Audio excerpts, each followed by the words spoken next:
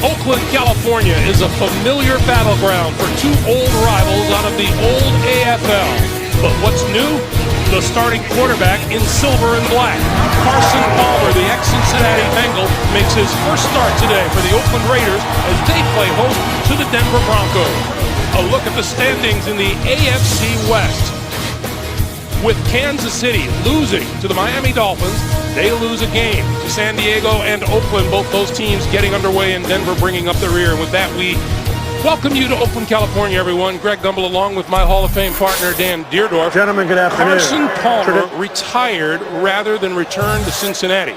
But when Jason Campbell, the starting quarterback here in Oakland, went down for the season with an injury, they acquired Carson Palmer. And Carson Palmer is very happy to be in Oakland. Well, he really is, Greg, because let's face it, Mike Brown of the Bengals called his bluff, and it looked like Palmer was going to be out of football. And so this is a wonderful opportunity. Yeah, a couple of weeks ago, he got thrown into that Kansas City game with only a couple days practice. The bye came at a perfect time for Palmer and the Raiders, and Carson Palmer tells us he has the entire playbook down. Now, the other side of the story here today is Tim Tebow. And very simply, the Denver Broncos are just trying to figure out if he fits into their future, Dan. Well, as John Fox told us, I'm just trying to find out if my quarterback for next year is on the roster right now. So Tebow is getting an opportunity. Against the Lions, they fell behind. Turnovers, one fumble gets returned for a touchdown. This interception gets returned for a touchdown. And Tim Tebow is looking for a big jump today. I'm not sure the Raiders, though, are going to cooperate. It rained a lot yesterday, but the rain has moved out for the time being. It is cloudy, but clear. Meanwhile, the Denver Broncos have won the toss, and they will defer, and in honor and memory of Oakland Raiders owner Al Davis, Freddie Biletnikoff, the great former Oakland wide receiver, lit the cauldron that burns in Al Davis's honor. Very nice, Dan. I think it's very nice. And, of course, Freddie B., one of the great guys ever to play this game. It must mean an awful lot to the former Raiders when it's your turn to light that cauldron for Al Davis. There you see Carson Palmer, and right in front of him, Hugh Jackson, the head coach of the Oakland Raiders. And you said it, Dan, something to keep in mind.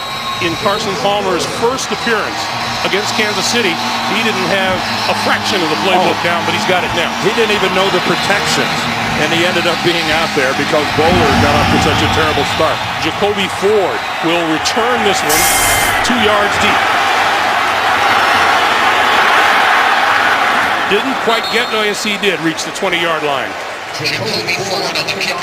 So today marked Carson Palmer's second appearance as a Raider, his first start. Brand new to the team, he threw 3 interceptions in a 28-0 loss to Kansas City. I think we have to show those numbers because it's what happened, but yeah, I think you throw that out the window. I find it hard to believe that he actually found himself out on the football field running an offense with like 72 hours notice.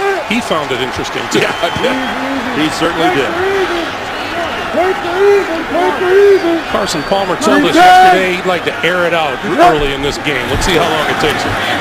Down the far sideline. Falls incomplete. Intended for Denarius Moore. We got an injury on that collision at the football. That is number 26, Raheem Moore, the rookie safety out of UCLA. Moore is going to be coming across, and there's going to be a pretty violent collision right here with his own teammate. You can see Moore actually runs into Andre Goodman, and that appeared to be the Goodman's okay, but Raheem Moore, the very talented rookie safety, he just immediately dropped to the ground. Looked like his head and shoulder involved, Dan.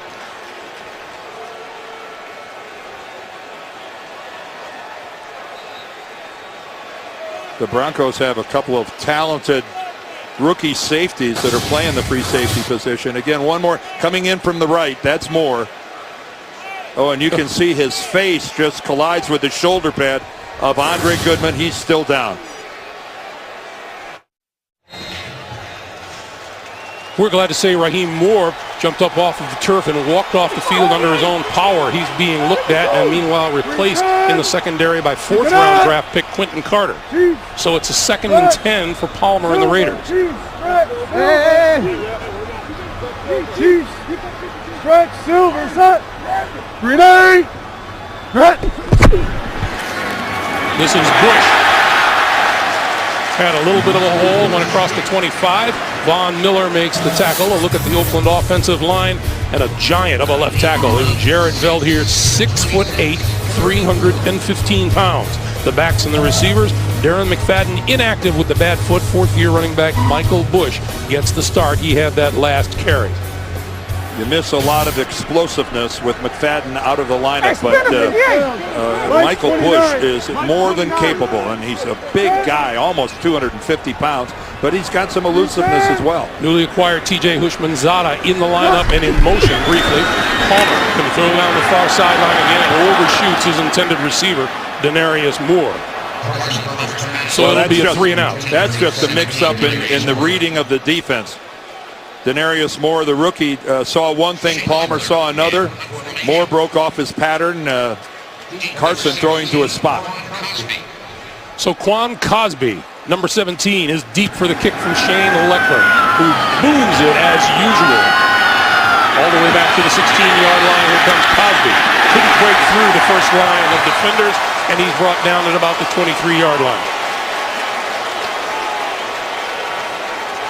And that means number 15, Tim Tebow, 2-3 record as an NFL starter. He's completing just 46% of his throws, trying to get on track in his professional career. And Dan, we've talked about it all week amongst ourselves. There's no one more talked about in the National Football League at this moment. I can't remember ever a player being scrutinized quite to the level that Tim Tebow has been. He's a fascinating subject for a lot of people. Tebow going to give it to McGahee, with Willis McGahee playing with a broken hand to about the 25-yard line. Denver with a young offensive line, the youngest, the rookie right tackle Orlando Franklin, struggling over the first part of this season. And Tebow's backs and receivers, and 2nd-year wideout Eric Decker leads all receivers on the team. 30 catches, 359 yards, and 5 touchdowns for head coach John Fox in his first season in Denver.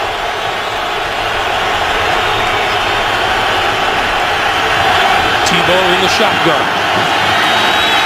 Running out of time, breaks the tackle, and out to about the 28-yard line. Well, you know this is what Tim Tebow is going to see, a variety of blitzes. This one, though, comes off the edge right at him. And, you know, here comes Wembley right at him, and Tebow sees him and able to spin out of it. But again, he takes a hard hit, but he doesn't see him until the last second. You know, Tim Tebow, it's all about awareness, decision-making, and no defensive coordinator is going to cut him any slack. What did Richard Seymour tell us? With Tebow, the play is never over with him. No Sean Marino in the backfield. Tebow going to run it around the edge, across the 30, out to about the 32-yard line, and maybe about a yard short of a first down.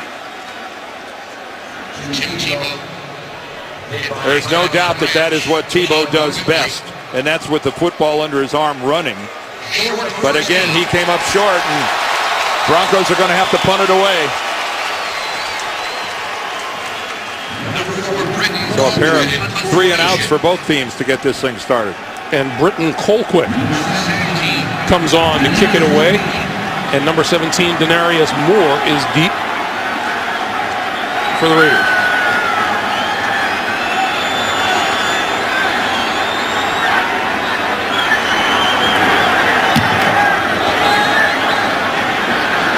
Fair catch, ball 4, and made at about the 26-yard line. And a little bumping there, but no flags fly. So that's where the Raiders and Carson Palmer will go back to work when we come back to Oakland in just a moment.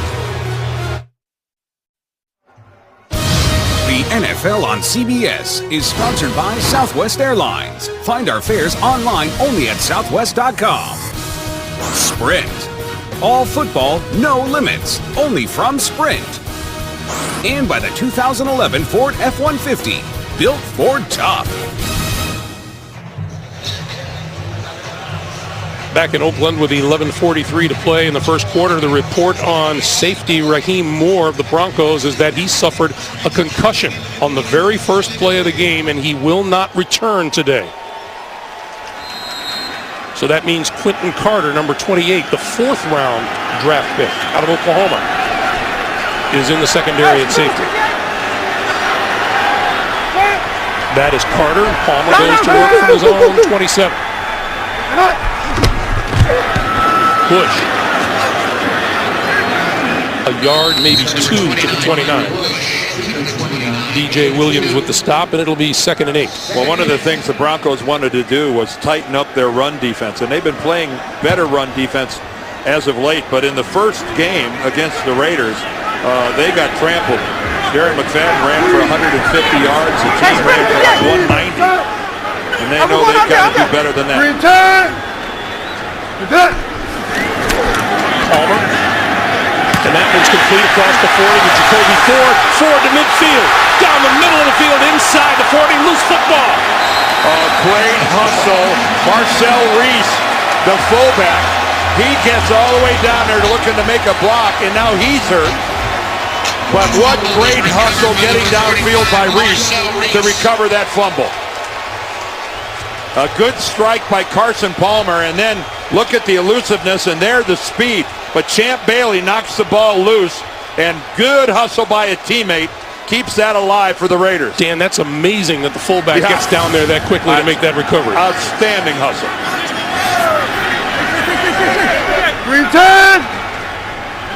Now from the Broncos 33, this is Bush. Hole on the left side to the 20. Inside the 20 to the 19, and that's another first down. Oh, now Brian Dawkins is hurt. The other safety for the Broncos is down on the field. And he's grabbing a leg when he went down.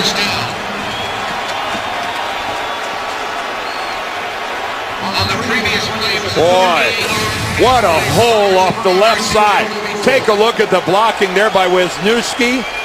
A great kick out by Valdir, the left tackle. Oh, and the left leg of Brian Dawkins gets hyperextended as Michael Bush just went right into it, and he was planted in the ground. Oh boy, Brian Dawkins just got caught up in that, and he had nowhere to go. That left leg of his just totally exposed. We were talking with John Fox last night about his secondary aging a bit. Brian Dawkins in his 16th season, Champ Bailey in his 13th. And he liked Brian Dawkins' leadership. Who wouldn't? We'll be back. Hey, Tuesday on CBS. For this detective, the key to solving crimes is remembering every detail. Poppy Montgomery and Dylan Walsh star in a new unforgettable Tuesday. Only CBS. We're happy to say Brian Dawkins was able to walk off the field under his own power and is walking along the sideline. He's been replaced by David Bruton, the third-year defensive back out of Notre Dame. I am amazed that Dawkins is walking around as well as he is. Number 22, Tywan Jones, is in the backfield, and he has the football around the left side, can't make the turn. And Bruton came on to make the stop. Again, with Brian Dawkins, he's coming in, and watch from the left. Look at his left leg, and look how it gets hyperextended. And he wasn't able to get it back up off the ground, and look how much it flexed. And you always look at a player after an injury like that, is he able to put weight on it when he leaves the field? And there we had mass confusion. Tim Tebow looking on.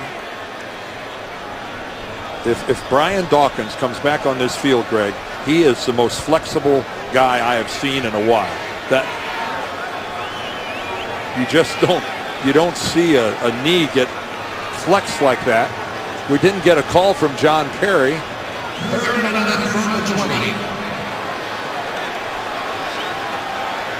There is Hugh Jackson, the first-year coach here in Oakland. Well, what just happened? That's a really good question, Ben. And now here comes a penalty flag, and delay game. Offense. 5-yard penalty. 3rd down. Wow. That's really strange, considering not much happened between the last time they covered the ball in this time. And Brian Dawkins is back. Well, I guess that's how you survive 16 years in the National Football League. 8 Pro Bowls. Brian Dawkins, one of the best strong safeties ever to play this game. And talk about a little statement of, I'm a tough guy.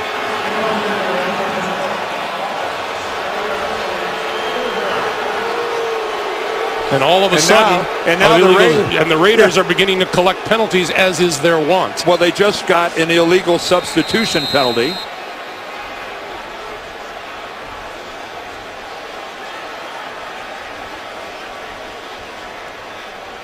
The Raiders lead the NFL in penalties. So I guess what happened on the previous play when we wondered what happened, the center snapped it prematurely, we're being told, and Palmer took the snap and just took a knee. So that actually counted as a play. Palmer intercepted and dropped inside the 10-yard line. DJ Williams appeared to have it and lost it. He did have it for a moment, just not long enough. Again, Carson Palmer is throwing to a spot, and you can see Houshmandzadeh slip at the line of scrimmage.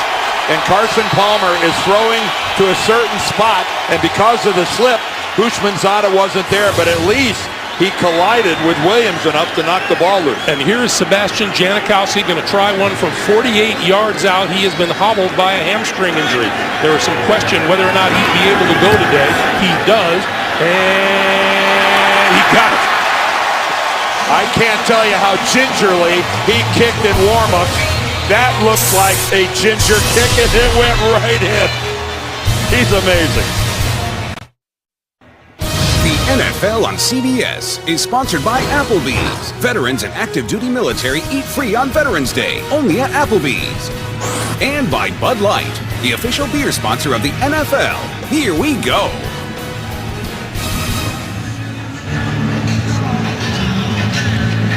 We are back in Oakland, where that man, Sebastian Janikowski's 48-yard field goal has the Raiders up by a 3-0 score. Coming up on 7.5 minutes to play here in the first quarter. Boy, you could see that he did not want to stretch that hamstring with a big follow-through. He really just stabbed at that ball and still got enough on it from a decent distance. And he doesn't kick this one very far at all. About the 21-yard line. It's picked up by Daniel Fells, tight end, and the Denver Broncos are going to get some decent field position out of this when we come back. 7:29 to play in the first quarter. Tebow time. You're watching the NFL on CBS. Hey, get scores and manage CBS Sports Fantasy Football teams on your mobile phone. To get the free app, simply call *CBS or go to cbssports.com/mobile.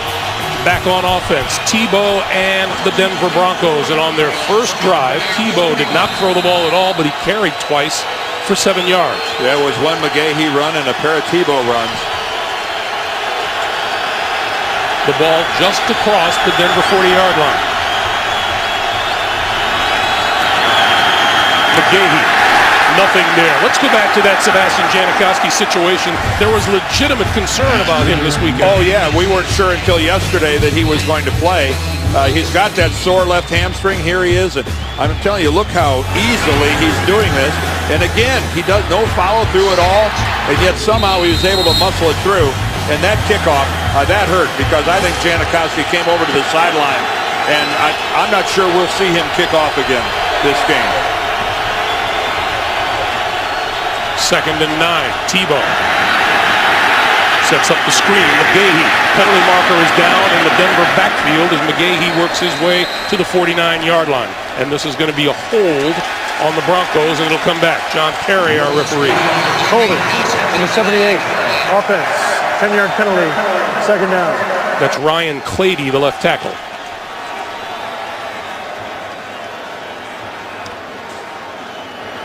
Well, Ryan Clady is the best offensive lineman for the Broncos. He's their left tackle. I believe he was working against Desmond Bryant that time. And that is not a statistic that an offensive lineman wants to have horse collared around his neck, being tied for the lead in the NFL with holding penalty, especially when you're as good as Clady. No Sean Marino into the backfield on 2nd and 19. This is Marino to the 35. Richard Seymour with the stop. And it's no secret how you're going to play defense against this Denver offense. And it's crowd the line of scrimmage, take away the running game, keep an eye on Tebow, but can you force him into these kind of situations? Because this is now where Tim Tebow has really struggled.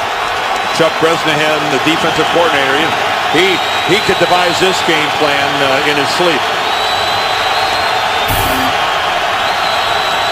Third and very long. Little shovel pass straight ahead. Marino brought down at the 40-yard line, and again, Denver has to kick it away. Well, and again, how conservative are we looking at here? A screen pass, a shovel pass. And again, Tim Tebow told us it's all about making better decisions. And right now, the Broncos choosing just not to put the ball in his hands. Dan, I can't say enough about how John Fox was willing to talk about the Tim Tebow situation for a guy who has to be having nightmares about talking about it for the last couple of weeks. Well, I think he's really right when he says, I'm just trying to figure out who my quarterback for next year is going to be. They get a Denver bounce on the kick inside the 10 to about the 8-yard line. And a penalty marker flies. So we had a late flag. 52 yards on that run by Britton Colquitt. There is a penalty flag on the play.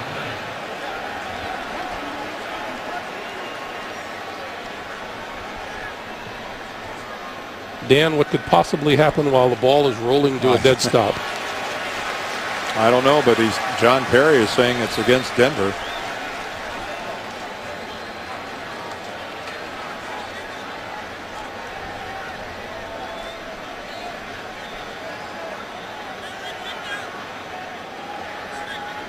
And now he's consulting with Hugh Jackson as to what the Raiders want to do.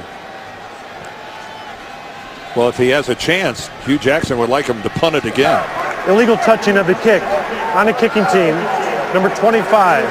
Number 25 went out of bounds and was the first player to touch the ball. Oh, boy. It's a 5-yard penalty. Oakland has selected to re-kick. You bet. Fourth down. You better believe they've selected to re-kick. If you go out of bounds, whether it's a pass play or a kicking play, you cannot be the first player to touch the football. Here's the kicker to that whole situation, Dan. You ought to know when you're out of bounds. Well, he's a rookie. I mean, Chris Harris is a rookie, and he made the mistake. And I don't know how long his NFL career is going to be. I can pretty much assure you he won't make it again. But that great bounce gets negated. So Britton Colquitt will try it again.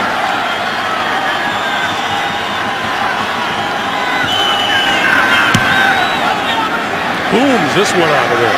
Denarius Moore from his own 8-yard line.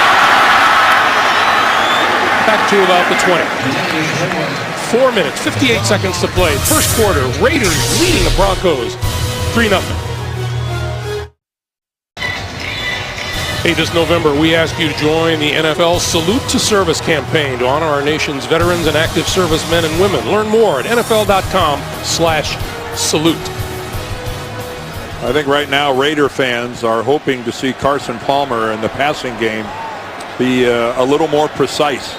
Their first couple of possessions there were some misfires, some throwing to places where receivers weren't there, and what could have been an interception by DJ Williams.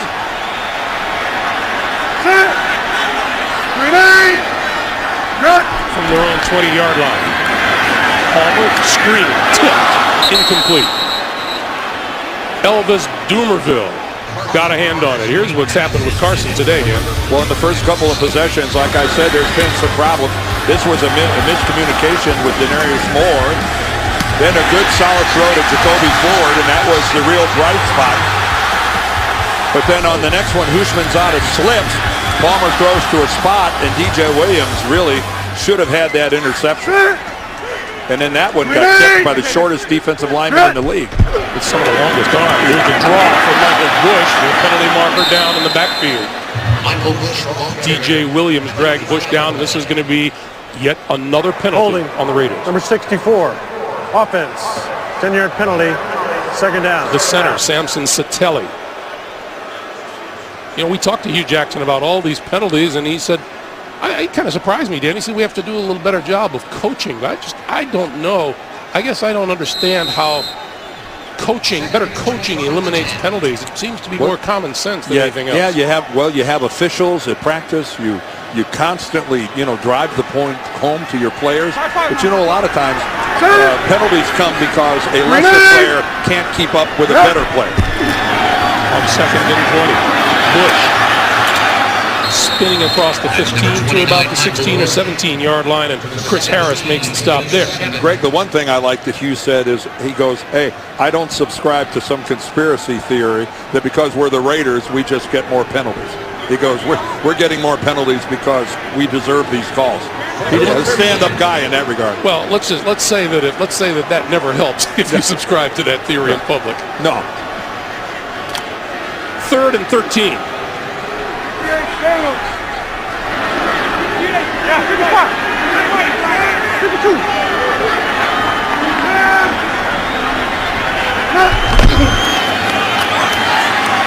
Palmer under pressure and goes down. Well, Von Miller was in there. He was one of the guys. Elvis Dumerville as well. Take a look at this. Dumerville, number 92, working, but it's really Von Miller breaking up the middle.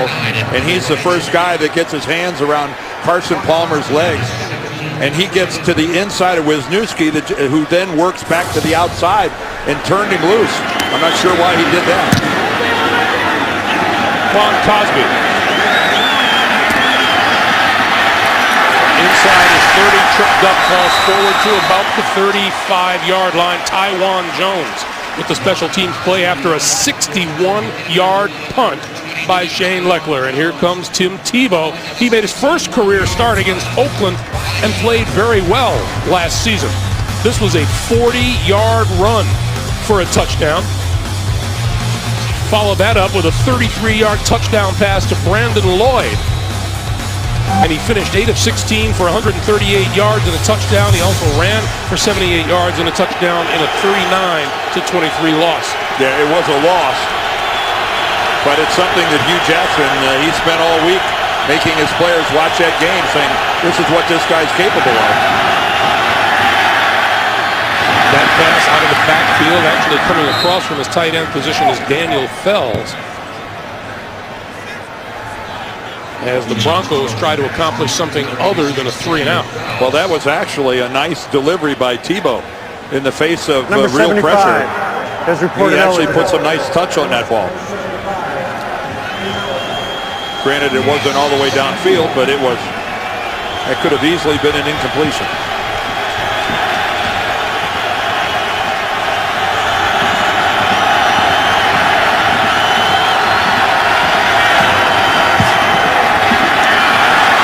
Keeps it.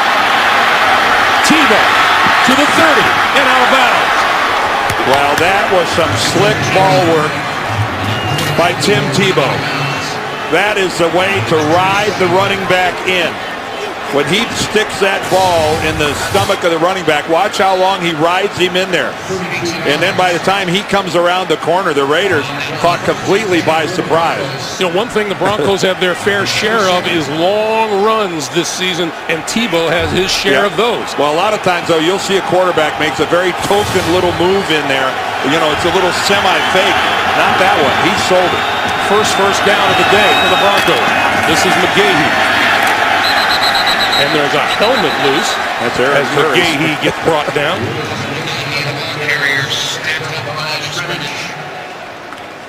Well, that is, Tim Tebow is not the most polished of passers, but look at that graphic. He's got some legs that can make some plays in the NFL. We've seen what Michael Vick can do, and I'm not saying that he's quite in that category, but he is a big, strong, physical presence running the football. 3 tight ends for Tebow on 2nd and 10. This side of the field, he overthrew Julius Thomas, the rookie tight end out of Portland State. And there's the type of a pass that his detractors will have a field day with, because his guy is wide open. And this football just gets completely away from Tim Tebow. That is, you just don't see misfires like that in the National Football League every day. And unfortunately, Tim's had his fair share of those.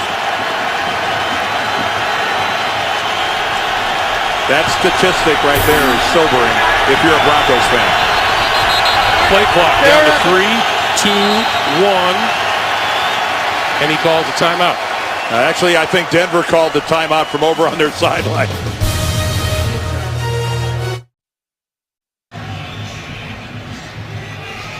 Looking at a 3rd and 10 with 1:16 to play here in the first quarter, and there are the other two quarterbacks, Kyle Orton and Brady Quinn. John Fox told us that if something goes wrong with Tebow, that it would be Brady Quinn who would be next up.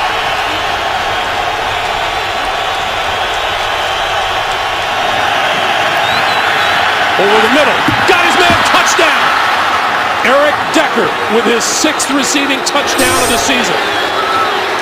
Well, that's how you get some pushing and shoving in the middle of the field. Touchdown to number 87, Eric. Well, that is how you make up for overthrowing your tight end, by coming back and throwing a strike like that on a post pattern. And Michael Huff, the safety, just in a trail position. Take a look at that. That was an absolutely perfect pass from Tim Tebow to Eric Decker, who a lot of people in the National Football League aren't sure who this guy even is. He is coming on and having a career year. Twice drafted as a baseball player at the University of Minnesota. Has chosen the football career. His 6th touchdown catch of the season. Prater's extra point is good. And with 71 seconds remaining here in the first quarter, the Denver Broncos have grabbed a 7-3 lead. And Dan, it looks like the difference in this one is he just rear back and threw it. Well, he just throws. He led his guy. It's got some arm strength. It wasn't a ballooning pass, and it really was in the exact right position where Decker could make a play on it. And you can see Richard Seymour is going at it with J.D. Walton, the Denver center. Let me tell you, as an offensive lineman, you love it when that happens, because you know what? The guy's too busy with you. He's not on the ball carrier. He's not on your quarterback. You can let him slap you around all he wants. So Tebow engineers a 5-play, 65-yard drive in just over 2 minutes of playing time. It ends with his 5th touchdown pass of the season.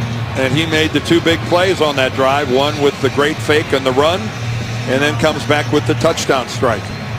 So, in a capsule, we just saw the best and the worst. The best and the worst in back-to-back plays. A complete overthrow, and then he comes right back with a bullet for a touchdown. We had some conversations with the Raiders about who's the fastest guy on the team. And this guy in the end zone is in the conversation. Jacoby Ford will not run this one out of the end zone. And the touchback means the Raiders start from their own 20-yard line. But let's talk about young Mr. Decker, number 87. Well, primarily a special teams player last year. Take a look. He even returned a punt, if you can believe that. It takes a little leap. He had a pair of touchdowns against the Bengals in week 2, and he had another pair against the Packers. And then he comes back last week, and stop and think about it. A second-year guy had 5 touchdowns coming into the game. That was number 6. And this is a guy who only had 6 receptions all of last year in his rookie season.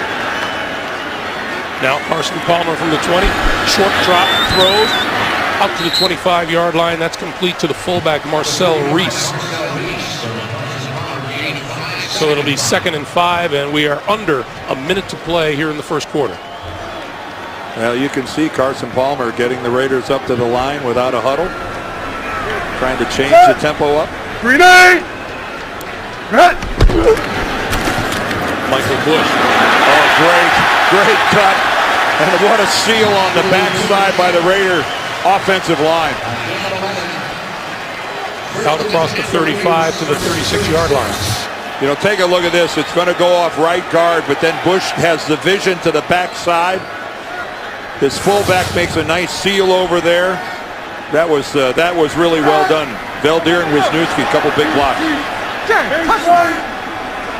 Last 15 seconds of the first quarter.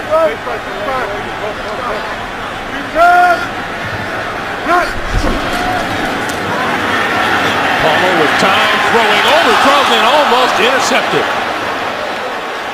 Well, Whitney Carter was the man taking aim on the pass for Denarius Moore. Well, Denarius Moore slipped and fell down. And when he slips and falls, he takes the defender with him. There he goes to the ground, and it's almost like sliding into second base. That's the second time that Carson has seen one of his intended receivers have a footing problem. Remember earlier, Hushmanzada slipped.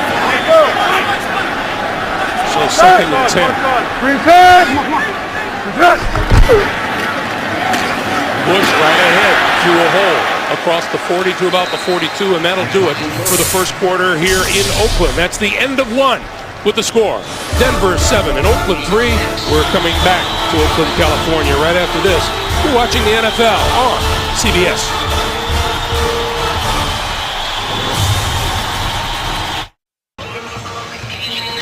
The aerial coverage of today's game is provided by MetLife. A beautiful view. We start the second quarter. I would, if I'm the Raiders, I keep running the football. They have, their offensive line has been getting some nice holes and some pretty good gashes against this Denver front. Oakland 0 for 3 on third down so far today. They're looking at a 3rd and 4 right now. Hushmanzada in motion. And that was incomplete off the hands of Hushmanzada. And the Raiders will kick. Well, Hushmanzada, he was here, he's coming here to try to work the middle of the field. That is just tremendous coverage. It's hard to do it much better than Chris Harris did it right there. Once again, Quan Cosby deep. Let's see how far Leckler takes this one.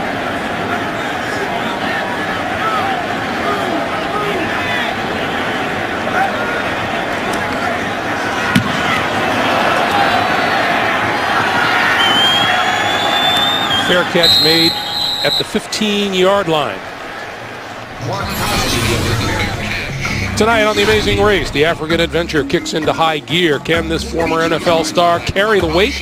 An all-new Amazing Race tonight, only CBS. In the throwing department, Tebow, 3 out of 4. Parson, 2 for 8. And Willis McGahee, not making an impact so far. Michael Bush has. Well, he doesn't have to. Tim Tebow has run the ball for almost 40 yards. 56. Go. This is McGahee, left side, across the 20 to about the 23-yard line, where Aaron Curry makes the stop. And that's exactly what a young quarterback needs. Well, forget that. Any quarterback. That kind of production on first down makes life a whole lot simpler, both for the play caller and for the guy that has to execute the play. That's Mike offensive McCoy. coordinator Mike McCoy. 1. Go. McGahee again. This time stood up at about the 23-yard line. Well, it's been a little bit of everything for Tim Tebow so far, and we're just at the very beginning of the second quarter. He spins out of a sack, able to get some positive yardage, and then this run after a tremendous ball fake just totally surprised the Raiders defense, and then he comes back with that strike downfield to Eric Decker, and now he's even going to be peacemaker after Walton and Seymour were doing a little pushy-shovey. 3rd and 2. Quarterbacks need to learn to stay out of that stuff, though. That's not a good place. And timeout is called. Oh, that's Denver's second timeout. 13 and a half remaining in the first half. 7-3 Broncos.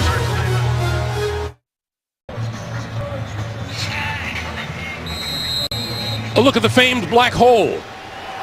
here in Oakland where there are all kinds of denizens, big and small. And there's a nice outfit. 3rd and 2 for Tebow and the Broncos. 56 is your line. Hey, Owen, watch this Owen. Go. Fakes the pitch. Tebow going to run it. He's got a first down, and here's a penalty marker in the backfield. And this is going to come back. Holding. Number 78. Offense. 10-yard penalty. Replay. 3rd down. Ryan Clady's collecting them like party favors. Well, I think we showed the graphic that he was tied for the lead with the most holding calls in the NFL. I think he's the front runner all by himself. Leader in the clubhouse. Boy, and the worst part of it is that is a design play for Tim Tebow to run to the right, and Clady was the left tackle. And it worked like a charm. But he was away from the play. He wasn't at the point of attack.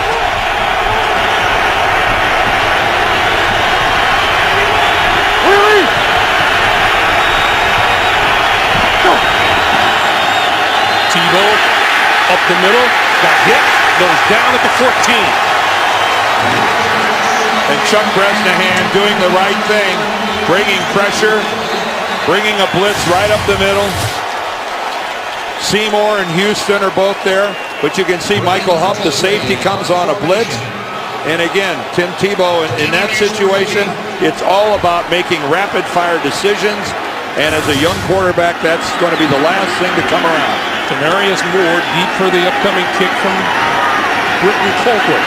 And that holding call on Clady was an absolute killer. Dropped the ball. Threw it out of the end zone.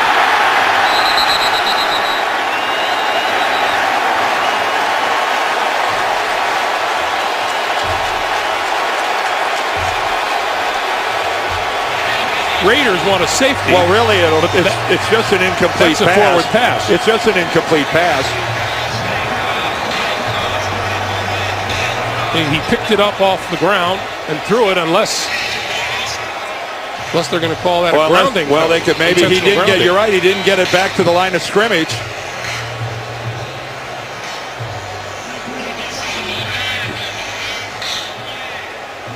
Let's get John Perry.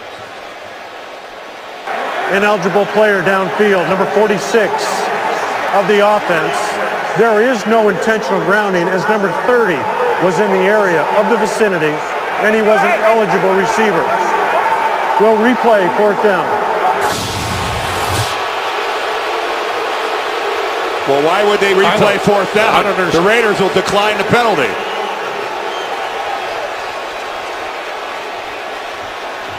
The ball should go. Well, it does. Sure, the ball goes over on downs. The Raiders are not going to accept that illegally downfield penalty. It's an incomplete pass on 4th down. It's Raider football. And that's what John Perry is signaling now.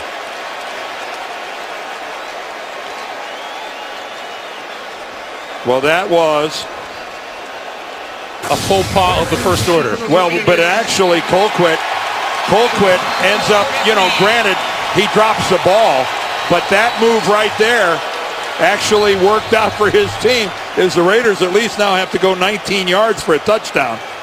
14. I'm sorry, 14. Math was never my...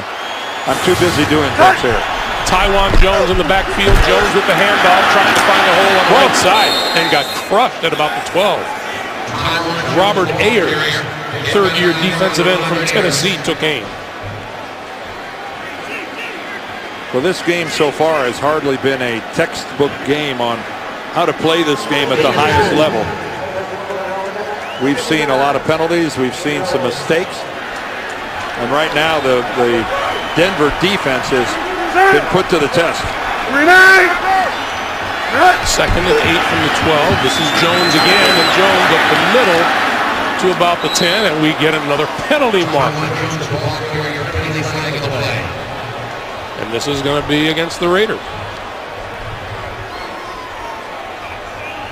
Holding, number 61, offense, 10-yard penalty, 1st down. That's the rookie left guard, Stefan Wisniewski. Well, Stefan is the nephew of the great Steve Wisniewski. There he is right there, number 61 on the right side of your screen. And he's got the left arm out, and he put a pretty good grab on Marcus Thomas. Second and 18 from the 22. And that's when you're going to get called, when you've got an arm on the guy and you're attempting to keep him from sliding in to make a tackle. Now with the umpire back behind the line of scrimmage, that's very visible. So it's second and 18 now for Palmer. Over the middle, inside the 15 to about the 10 to the tight end, Brandon Myers. Number 83, Brandon Myers.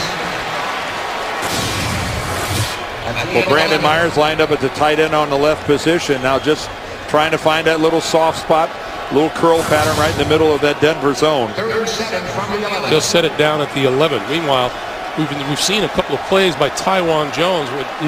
You know, you expect the head coach to speak highly of his players, but how about Hugh Jackson's comments on Taiwan Jones? Said that he's the fastest guy with a football he's ever been around. Timeout, Oakland. The NFL on CBS is sponsored by Macy's, E-Trade, Investing Unleashed, and by the all-new Volkswagen Passat. That's Das Auto.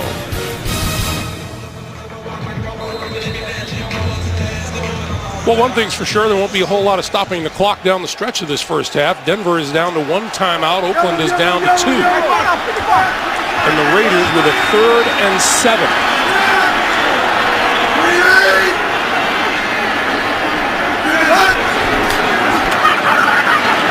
Palmer, right side, complete to the end zone. Touchdown, Michael Bush.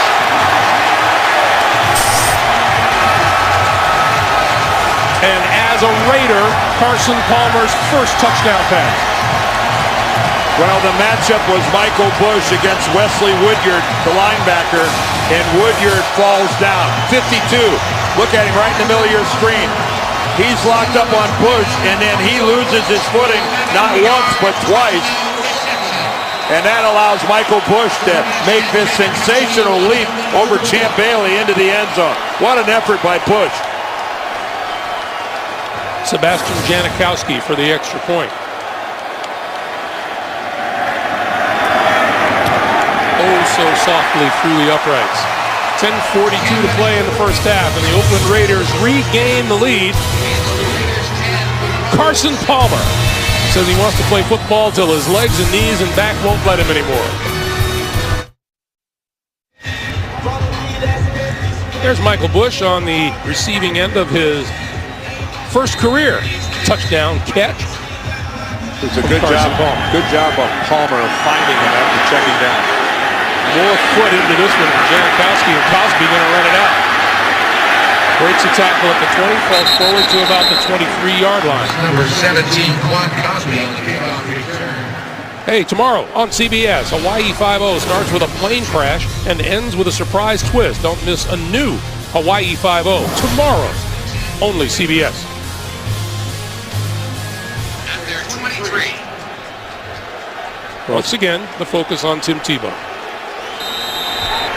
as the Broncos start from their own 23-yard line. Well, once again, can the Broncos help him out on first down? Go! Keeps the ball. Across the 30 and out of bounds at about the 31-yard line, knocked out there by Aaron Curry. The amazing thing about Tim Tebow, Dan, is that certainly he's come under a great deal of fire for his abilities or lack thereof as a quarterback, but a lot of it has been personal. And you have to admire the way the young man has handled that. Well, he did admit to us that he has stopped watching television and he has stopped listening to talk radio, and he's trying to isolate himself from that, and that is a pretty smart move. 8 on that play. McGahee looking for the first down and is right there at the marker at the 33-yard line. You know, Willis McGahee is playing with a plate and a bunch of screws in his right hand. I can't imagine. And you know, when talking about ball security, you know, John Fox says he doesn't have any problem with it. You see he's got a little pad over the top of it. He said he would have played He would have played last week, except for the fact that the incision was so fresh, they were worried that it might get infected. I saw where McGee, he said earlier this week, well, yeah, it hurts, but so what? Yeah, that's, welcome to the National Football League. Denver first down. Tebow looking, throw, incomplete. Intended for Eddie Royal. And again, almost looked like he threw into a crowd there. Yes, he most certainly did. And again, you'd think rolling to his left, that plays to the strong suit of a left-handed quarterback, but Eddie Royal had a chance at it. But by the same token, so did Stanford Rout, the corner coming underneath. And then Tyvon Branch almost got it before it hit the turf. Bottom line, incomplete, 2nd and 10. Not seeing everything that's happening downfield is a problem that Tebow's got to work to overcome. Lance Ball is in the backfield. He gets the pitch, trying to turn the corner and cannot. He's run out of bounds by Darrell Blackstock, the 5th-year linebacker out of Virginia. And now we come to these long yardage situations on 3rd down that have seemed to just be insurmountable problems for this Denver offense.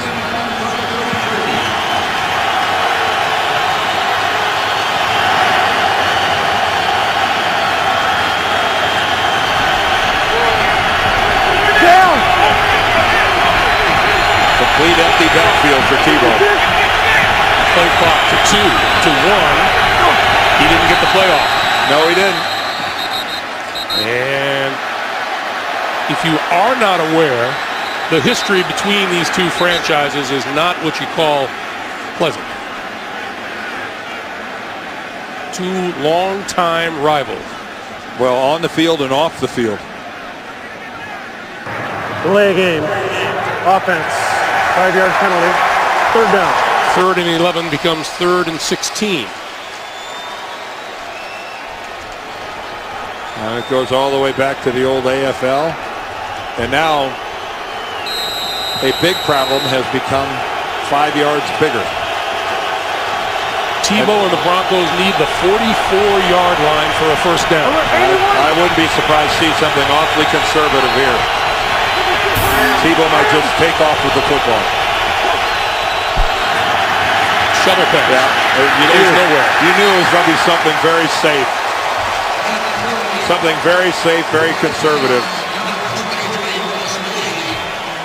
And of course, the Raiders know this defensively. They're crowding the line of scrimmage, and they're just all sitting. You can see all the defensive linemen are just reading and reacting. They're not really trying to blow up field. They're reading their blocks, getting in position that if Tebow comes out of there with the ball or something like that shovel pass, they're in a place to make the play. Colquitt, who fumbled the snap last time, gets this one away. Moore, backed up to a 16. Right up the middle. Still on his feet and then down at the 32. 7 minutes, 23 seconds remaining in the first half, and the Oakland Raiders lead it by 3. The NFL on CBS is sponsored by DirecTV. Switch now and get a whole home DVR upgrade for free.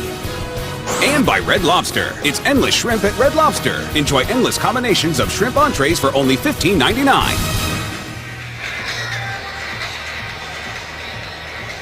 Mike Mitchell being looked at on the sideline. He was injured on that last play before we went to break. And meanwhile, Tim Tebow trying to find some answers. Carson Palmer from his own 32. Bush. 45. Out to about the 48-yard line for a first down. Brian Dawkins and Clinton Carter combining for the stop. We've been talking about this since the game started, but the Raider offensive line has been doing a really good job in the running game. That time with a little stretch play, you see how they locked up on a guy, kept their feet, they ran with the Denver defense, and then Michael Bush found himself with a nice little lane, one cut, upfield. Bush again. This time he is stacked up. This is an offense that is missing Darren McFadden, who had the 2 top rushing games in the NFL this year. He had 150 yards in the opener at Denver and 171 yards on the ground against the New York Jets. Yeah, he's got a sprained right foot that just is being a little balky and coming around. And he was leading the National Football League in rushing for a while, but tough to maintain that when you're not playing. Look at the Denver defensive line, a full yard off the football. Safeties are a good 20 yards off the ball. This is Bush. To about the 47 of the Broncos as we duck under 6 minutes to play here in the first half. Well, the thing about this Raider running game is that Michael Bush, he's not a fallback position. And I think Michael Bush is a running back that could start for a lot of teams in the National Football League, and he's going to be a free agent at the end of this season, and he's got a few things to prove when he gets the opportunity. Wasn't always a running back. Played wide receiver and quarterback in high school. Went to Louisville as a quarterback. He can throw the ball.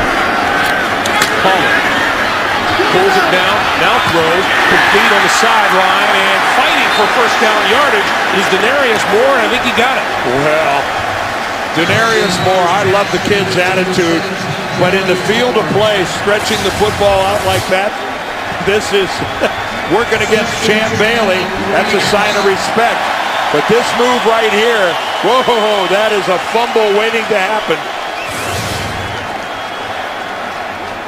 Great effort, though. Denarius Moore, so much to like about a 5th-round draft pick. What a steal. On first down, Palmer going to go deep down the sideline. It is picked off by Champ Bailey. And that is going to be Denver football at the 15-yard line. Well, Champ Bailey hasn't gone to 10 Pro Bowls by accident or because the other guys just want to hang out with him. He's done it because his ball skills are sensational.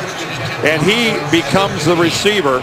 And you can see he doesn't have control of the ball on the way down. Does the ball touch the ground? He's got it down between his legs.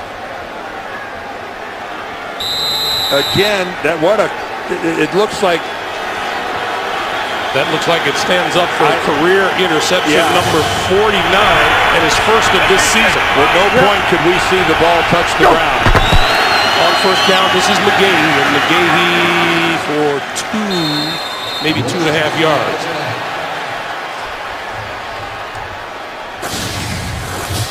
Again, one more time. Right there, Champ Bailey has become the receiver, and Denarius Moore has become the defender, and it was just a perfect job of elevating at the right time by Champ Bailey. And he is not one of those corners who plays corner because he doesn't have any hands to play receiver. His ball skills are sensational. 2nd and 8.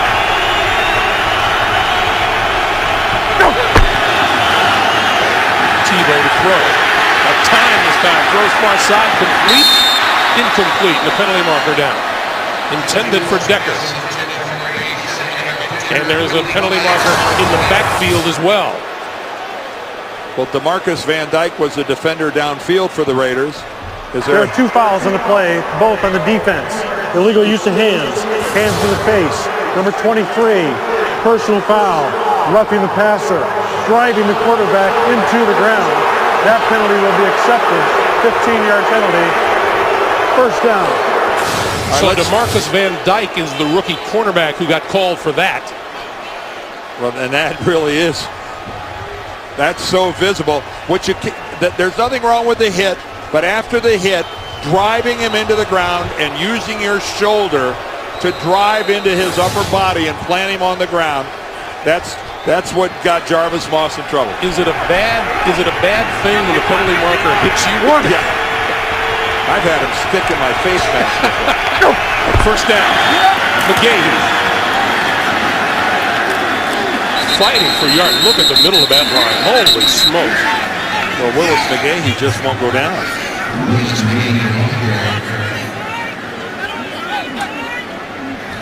I think it's considering what he had done only 10 days ago, that he's out here playing and showing that kind of toughness. Now he's not getting much in the way of yardage. He's averaging a little over 2 yards a carry. But it hasn't been through lack of effort. When this snap happens, will be coming up on 3 minutes to play here in the first half. Again, out of the shotgun where Tebow's most comfortable. Throws the side of the field incomplete. He was under pressure and couldn't connect with Eddie Royal. Well, you know, Tim Tebow's recognition and decision-making process is just not as fast as it really needs to be in the National Football League. So he's going to take shots, and you can see him trying to find out. And he takes a helmet right to the chin from Aaron Curry. And that is supposed to be a penalty. And the Raiders really dodged one there. Hitting a guy in the chin with your helmet is an automatic foul. 3rd and 7, here comes the blitz. And Tebow just had to get rid of it. And he hits the dirt again. Well, there's no mercy in the National Football League, and Chuck Bresnahan is just dialing up one blitz after another. And that time it's Cameron Wembley coming around. And Tim Tebow, during the course of a football game, whatever you think about him, don't ever question his physical toughness, because he gets a stuffing.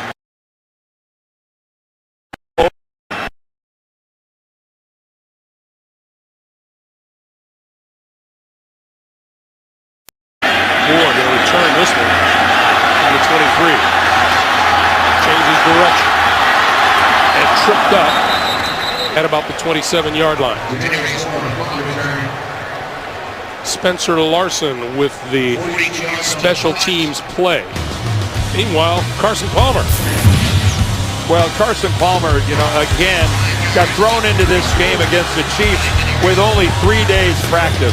So yeah, he throws 3 interceptions. Now that one, he hit his man with it, and it just got popped up into the air. Now that one, not so much. And then today, he challenges Champ Bailey, and Champ Bailey comes out the winner. You know, you give your guy a chance to make the play, and that's what he did with the rookie Denarius Moore.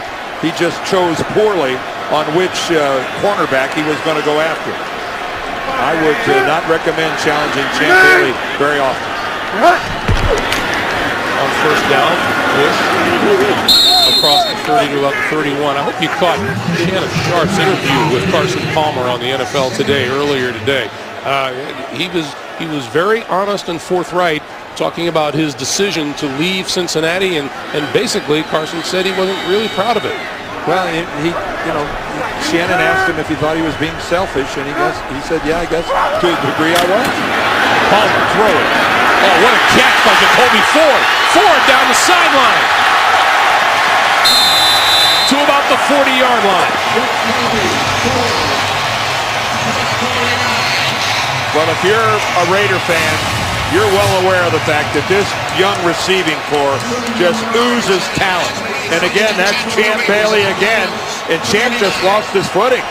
You know, his legs just went out from under him. He had great coverage, but way to compete for the football, Jacoby Ford. Against really physical coverage from Champ Bailey. He went toe-to-toe and won it. Let's see if Carson Palmer gets the snap before the 2-minute warning. He does not. We have 2 minutes to play here in Oakland in the first half. Oakland with a 3-point lead and driving. Welcome back, everyone. Remember, the Sprint Halftime Report coming up. JB, Dan, Shannon, Boomer, and the coach. All the latest NFL scores and highlights on the Sprint Halftime Report. First down, Raiders at the Broncos, 39. Oakland with 2 timeouts remaining. This is Wood. To about the 35. You know, who hasn't been a part of the Raiders offense at all in this first half is Darius Hayward-Bay, the leading receiver, and he's, I don't believe he's even been thrown to, and a lot of times he hasn't been on the field. And we get... Ball starts, number 64. offense. 5-yard penalty. Second down. That sure got Marcus Thomas excited. He was just dancing through the line.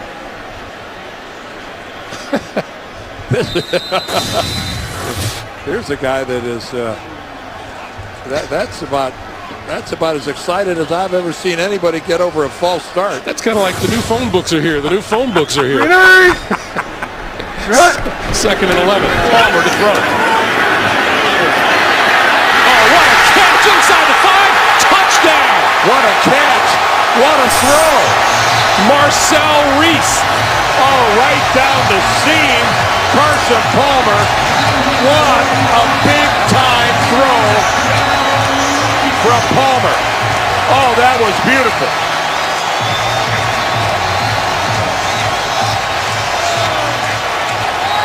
And Raider fans are going, that's what I'm talking about.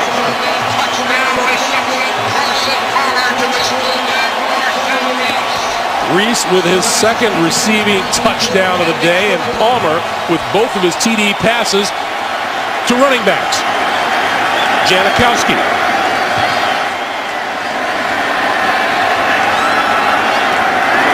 For the extra point. Minute and a half to play. Marcel Reese has shown us today the ability to get down the field in a hurry. Well, he's going to go right down the seam, and Carson Palmer just lays it perfectly because the coverage was really tight.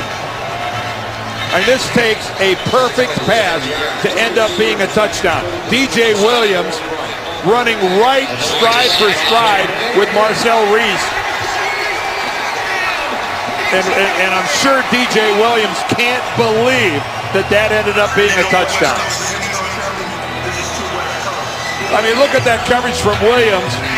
Williams just doesn't know where the football is, and Marcel Reese with great awareness. So Carson Palmer gets the Raiders on the board again, and they lead it now 17-7.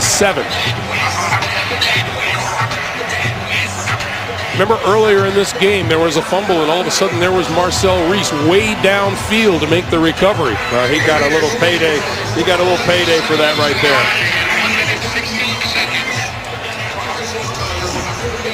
Marcel Reese goes 6'3", 240 pounds.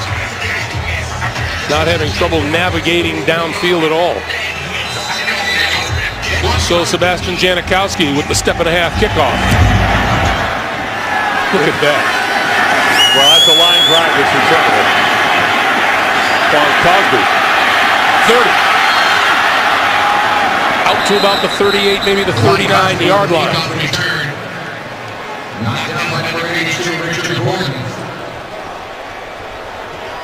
Well, of course, all of Carson Palmer's previous touchdown passes were with the Bengals. Again, look at this nice pocket that gets formed. He's able to step right up. Looks like Khalif Barnes, the right tackle, might have gotten away with a hold, but no flag was thrown. So now Tebow and the Broncos with one timeout remaining. Go! That's incomplete, and that's off the fingertips of Noshan Moreno. And Noshan Moreno, the #1 pick a couple of years ago, has really been pretty much relegated to just a third down back for the Broncos. Looks like he might have heard footsteps on that pass. 2nd and 10.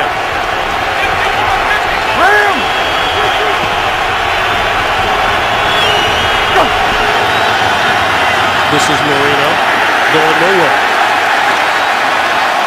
And we get a penalty flag.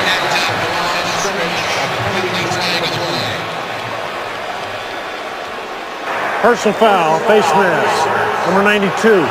Defense, 15-yard penalty, automatic first down. And the hits just keep on coming as far as the penalties against the Raiders are concerned. There's Richard Seymour, number 92. And that's the worst part, is you'll see face masks, and you'll see them in the act of making the tackle. Moreno was already stood up, and Richard, one of the smarter players in the league, so I can't even fathom why, just reaches in and grabs the face mask. That's 65 penalty yards against Oakland here in the first half. Tebow throws incomplete. And that came off his hand really funky. From his reaction, you would think Demaryius Thomas cut the wrong way. Broke to the inside, and the pass was to the outside. Well, let's take a look at this.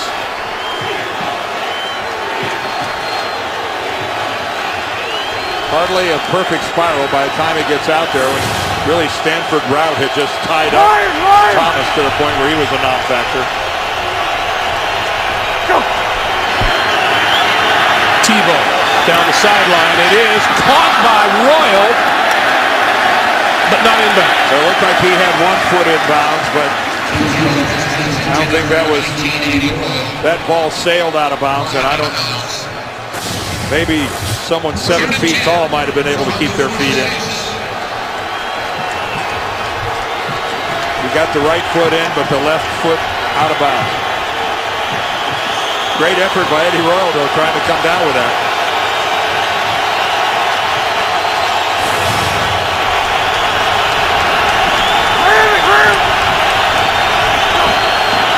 Here come the Raiders after Tebow. On the move, throw, sideline, that's complete and out of bounds to Eric Decker for a first down. And that was a good delivery by Tebow. Bought himself a little extra time, extended it by rolling to his left. No one on that side of the defense from the Raiders could contain him and keep him from getting outside. A couple of these Raider blitzes, Dan, the safeties are coming from pretty deep in the secondary, and they just don't have time to get to Tebow. They've got to time him up a little better than that. But that was an effective play by number 15. Lance Ball into the backfield. First down, 58 seconds remaining.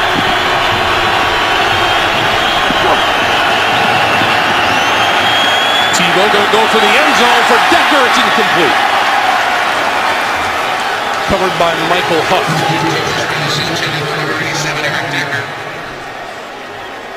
That actually wasn't a bad pass from Tebow, because Decker was really covered very tightly by Michael Huff. So why not throw it way out there, and who knows, maybe you draw the flag, maybe you get a penalty, maybe your guy shows more speed than you've ever seen before. Sometimes the defense just does a good job, and that was really good coverage from Michael Huff.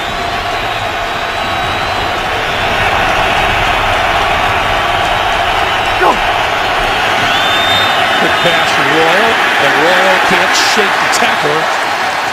Stanford route. Good recognition by Route.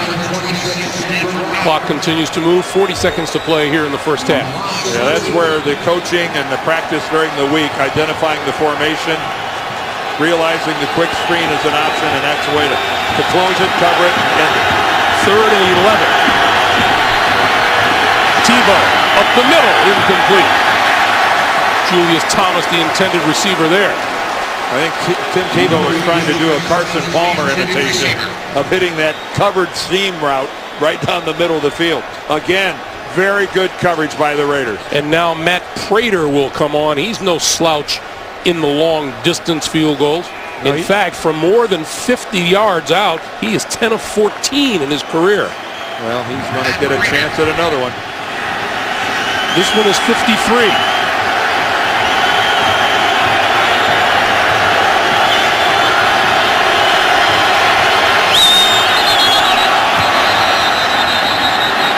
Penalty marker on the far side of the field. Well, one of the Raiders was offside.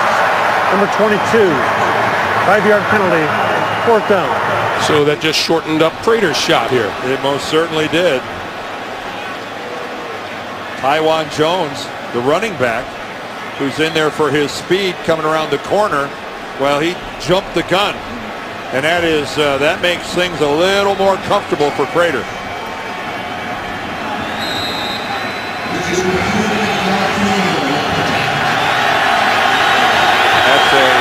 That's pretty inexcusable for a rookie to make that mistake. Prater from 48.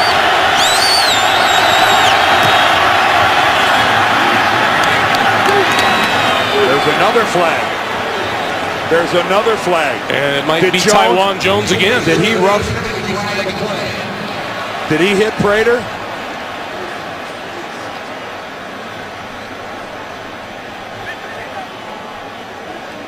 Tim Tebow sporting a little wound. If this is a personal foul, this will be a Denver first down if they want to. Personal foul. Yep. Roughing the kicker. Number 22. Defense. Contact with the plant leg of the kicker. That penalty has been accepted. First 15-yard penalty and an automatic first down. Well, Hugh Jackson told us he was well aware of the problems with the penalties, but they don't seem to be addressed very well here in the first half. Well, and this now John Fox has elected to take the points off the board. And you can see they've tied their average of 9.9, really 10 a game. They've got 9 here in the first half. Good for 85 yards, and Oakland takes a timeout. Denver's got 1 timeout left. And now so does Oakland. So that wasn't a great series there for Taiwan Jones. A reminder once again, once this half ends, the Sprint Halftime Report from New York. JB, Dan, Shannon, Boomer, and Coach Bill Cowher have all the latest NFL scores and highlights coming up on the Sprint Halftime Report. I know it didn't look like a violent collision between Jones and Prater, but that kicker, they really, and rightfully so, really protect his lead foot. And even if you go sliding into it, you're going to get called. That is a very vulnerable position for a kicker to be in. Well, can Tebow make some magic happen here? From the 15-yard line, 17 seconds to play in the first half. That's Decker in motion. First trip to the red zone for the Broncos. Tebow throws and underthrew the receiver. Eddie Royal. Not sure what Tim is, what he's gesturing about. He had a chance at Eddie Royal, who was coming loose in the back of the end zone, but the ball just nosedived on him right into the turf. 12 seconds to play.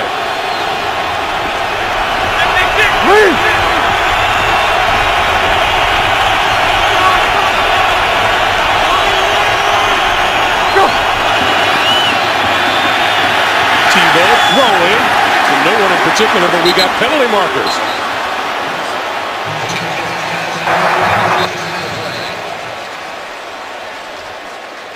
Holding. Number 74. Offense. 10-yard penalty. Second down. That's Orlando Franklin, the rookie right tackle. Well, that's Franklin there on the lower left of your screen working against Lamar Houston. And I would say that is, some holds are better than others. That was world class. Just grab him by the shoulder pads and throw him to the ground. Who would ever notice that? So now Matt Prater with 8 seconds on the clock. John Fox not going to waste any more time. This is from 43 yards out.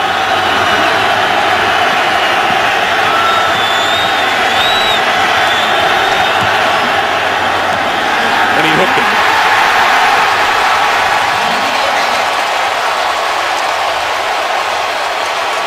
So taking the points off the board backfires for John Fox.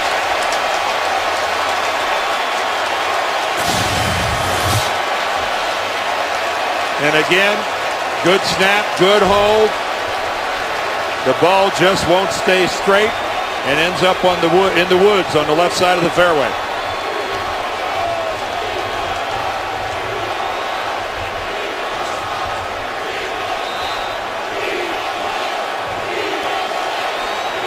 Frustration on many levels.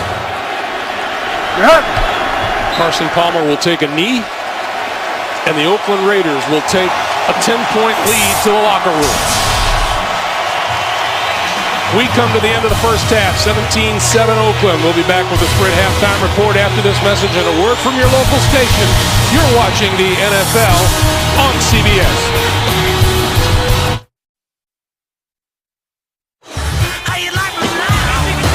Tebow Up the middle, got hit. Palmer complete to the end zone. Touchdown, Michael Bush. Welcome back to Oakland. There's our halftime score as we begin the third quarter. The Raiders lead it by a score 17-7. And a look now, Dan, at the NFL Mobile Recap presented by Verizon. Well, about as pretty a play as you'll ever see. Great blocking by the guys up front, and then Carson Palmer. Just a beautiful pass down the seam to Marcel Reese. Just picture-perfect teamwork. A beautiful throw and an outstanding catch. Well, Denver is going to be on the receiving end of this kick, and they are continuing to look for a jump start from that young man. Well, they really are. You know, he's played, his completion percentage is not very good, but he's made some big plays. But Bill Cowher was right back in the studio at halftime. He has taken a real beating in the first half. Almost every pass he has thrown, he's had somebody right in his chops, right in his face, and he's going to be looking for a hot bath when this is over. How unusual, Dan, a game between the Raiders and the Broncos. Yeah, who would ever imagine? There's always going to be a little blood involved. And again, Janikowski with that really sore left hamstring. That's about as abbreviated a kickoff as you'll see. And it will roll into and through the end zone for the touchback. They'll start from the 20-yard line. Welcome back, Greg Gumbel, along with Dan Deerdorf. You know, this observation is going to continue about Tim Tebow's play. And the easy way would be, well, it's how the game turns out. But it really isn't. Although, you know, when we talked with John Fox, he said he's our winningest quarterback so far. Yeah, he said, let's be real. We're 1-4. When we made the move to switch to Tebow. So, you know, how much worse could it be when he pulled Kyle Orton? So, again, I think we're measuring Tebow by the coaches looking and saying, did he improve upon the mistakes that he made last week? Well, Tebow from the shotgun outside, and that's complete to Eric Decker. We talked a little bit about you know, the pressure that Tebow's been under and the physical hits that he's been taking. Now that ended up being a roughing the quarterback. That one was not, even though a helmet right in the chin. Curry hits him again with that one. And let me tell you something. We just scratched the surface of Tebow and the hits he took in the first half. We don't have time to show all of them, and you can see he's got a little bit of a bloody lip. A reminder of how physical this game has been. 2nd and 2. This is McGahee, and McGahee looks for a first down and has it across the 30 and out to the 32-yard line. And it's baby steps, and right there is a baby step, and it's just called moving the chains. Make a completion on first down, get a run, move the chains. Tim Tebow talked about that's how a quarterback, at least a young quarterback, one of the ways you get measured. Can you extend some drives? Let your defense rest a little. And as you mentioned in the first half, Dan, first down is so key, especially to a kid like Tim Tebow. Well, your 3rd and long is insurmountable. McGahee. And out of bounds at about the 47. We've got a penalty marker.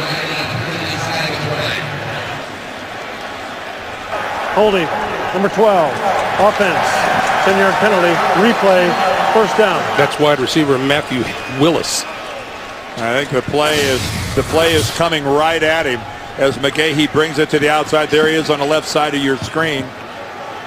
And when you're out in space like that, and he's trying to get the block of DeMarcus Van Dyke, and you can see Van Dyke spin around and plead his case. He didn't have to. The official saw it. And John Fox knows that's instant trouble. All of a sudden, it's 1st and 20. 133 combined penalty yards in this game already. Right, go! Tebow. Oh, he caught the 40-yard line. It is a catch made by Dante Rosario. Well, again, here's Tim Tebow now, 2 for 2 to start the second half. On the move, rolling to his left side. And there is a good, accurate throw. Low and away. Michael Huff in no position to make a play on a pass thrown that well. Now, that was really well done. 2nd and 2. Again from the shotgun. 80.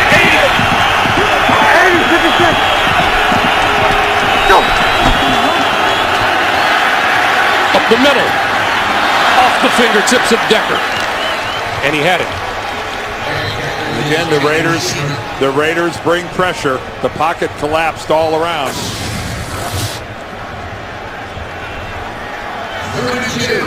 You got 8 guys coming after Tim Tebow on that. Look at this. That is an 8-man pressure. And Tebow did a very good job of identifying the trouble and getting rid of the ball in a hurry. Wasn't a completion, but not every day do you see an 8-man rush coming at the quarterback. 3rd and 2. This is McGahee. And he has a first down.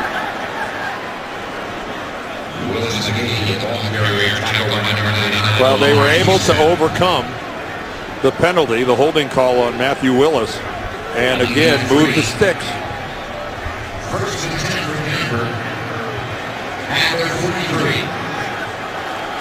So new set of downs for Tebow and the Broncos. And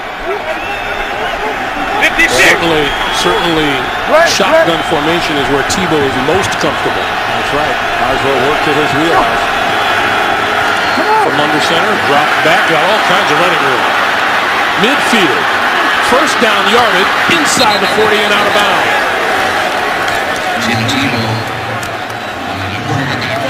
Well, right. You see Tyvon Branch. He's pretty upset with Mike Mitchell, the other safety in the game.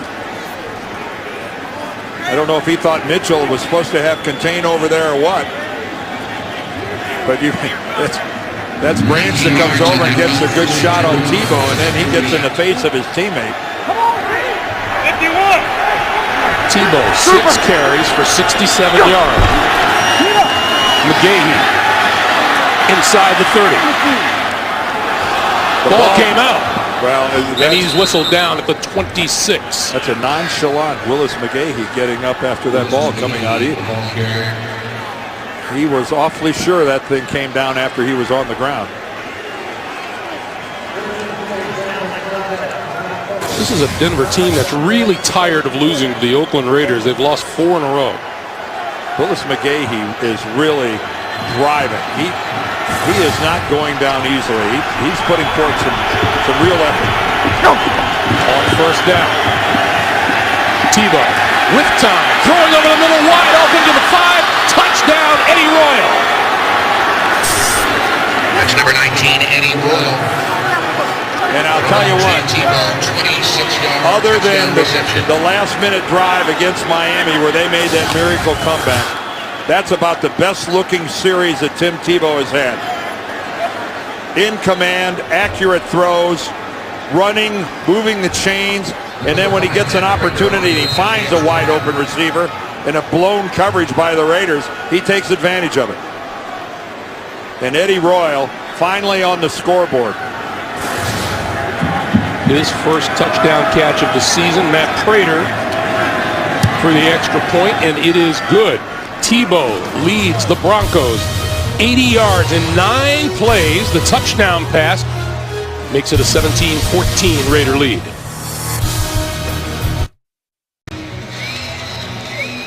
As you look at the Denver scoring drive, Tim Tebow threw for 48 yards in the first half. He threw for 47 yards on that last drive.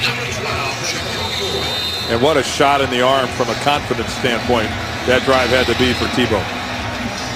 Tebow is combined for 162 yards, 95 passing, 67 running. That ball is gone. Dan Deerdorf with the home run call. Can't tell he's from St. Louis, can you?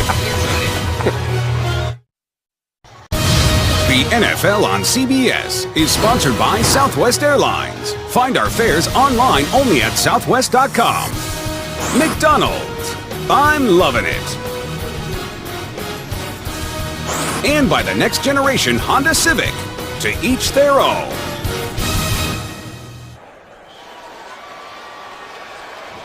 Welcome back to Oakland. 10:48 to play in the third quarter. Tim Tebow's second touchdown pass of the day pulls the Broncos to within 3 at 17-14. And from the 20-yard line, Palmer for Bush. Lost yardage on the play. Let's go back to the TD pass. Well, Eddie Royal lines up on the left side of the Denver formation. He's going to move here into the middle, and then he's going to make a break for the end zone when he realizes he has been completely abandoned by the Raiders defensively. See, he settles in there, and now he moves himself over to the right a little more. And what a complete gaffe by the secondary of the Raiders. That is not good. It's good for today, but that helps explain why the Broncos 2-5. Meanwhile, they are looking at Samson Satelli, the Oakland center, out on the field.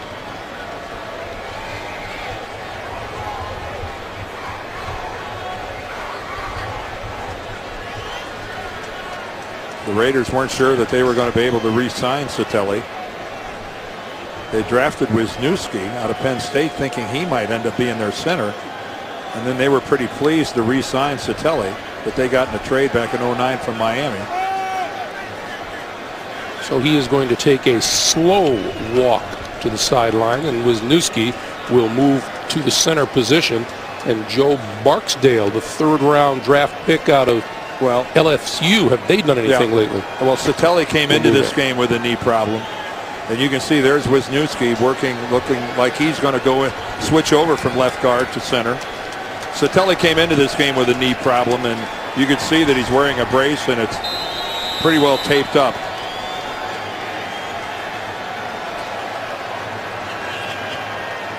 So now the rookie Barksdale is in at left guard. And the rookie Wisniewski is the center. A lot of youth on that offensive line. Second and 11, Palmer under pressure, over the middle. Bush with blockers and running room. Across the 40 to about the 41-yard line, brought down by Clinton Carter. First down, Raiders. Well, Michael Bush is a good receiver, but on this little, he just gets by the blitz. And Denver, when they came blitzing up the middle, had nobody in a position in that intermediate zone to make a play on a short screen like that. That's the risk of blitzing, especially if the play comes right at the area vacated by the blitz. And this is going to be another Oakland Raider penalty. Start, number 12, offense, 5-yard penalty, first down. Well, that's number 10. Penalty number 10 on the day against the Raiders. Yep.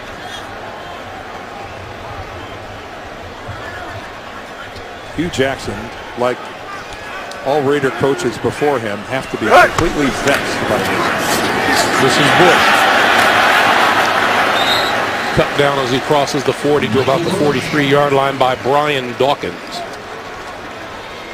I remember, Dan, yesterday when we were talking with Michael Bush, he said, if you were in the booth, how would you describe yourself? And he said, I'm smart and physical. Well, yeah, I think he doesn't want to just be categorized as a power runner because he weighs between 245 and 250. He said, 55! I can make people miss. 55! I'm quick enough on my feet to do that. On second and 7, Palmer short drop, throws over the middle to midfield. That's complete to Marcel Reese. And we go to New York for an NFL Today update. JB and Boomer Esiason, guys.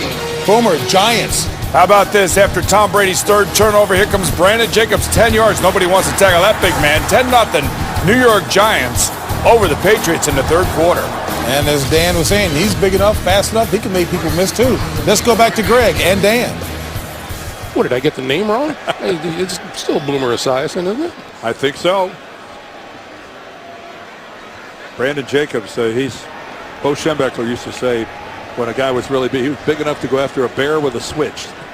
Where that expression came from, I have no.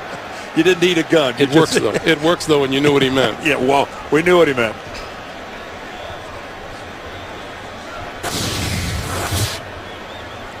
Well, Carson Palmer, a little trickeration there as they had a very short yardage situation, 3rd and inches. Caught everybody by surprise running up there and doing the quick snap. And if he made the first down, it's not by much. He didn't have far to go. And it's a good thing. It's a good thing. He made that by about two links on that chain.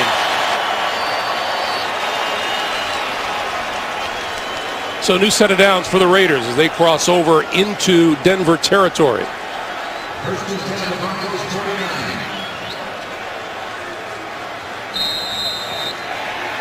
Good Samson. Satelli still on the sidelines. Portal. Ready.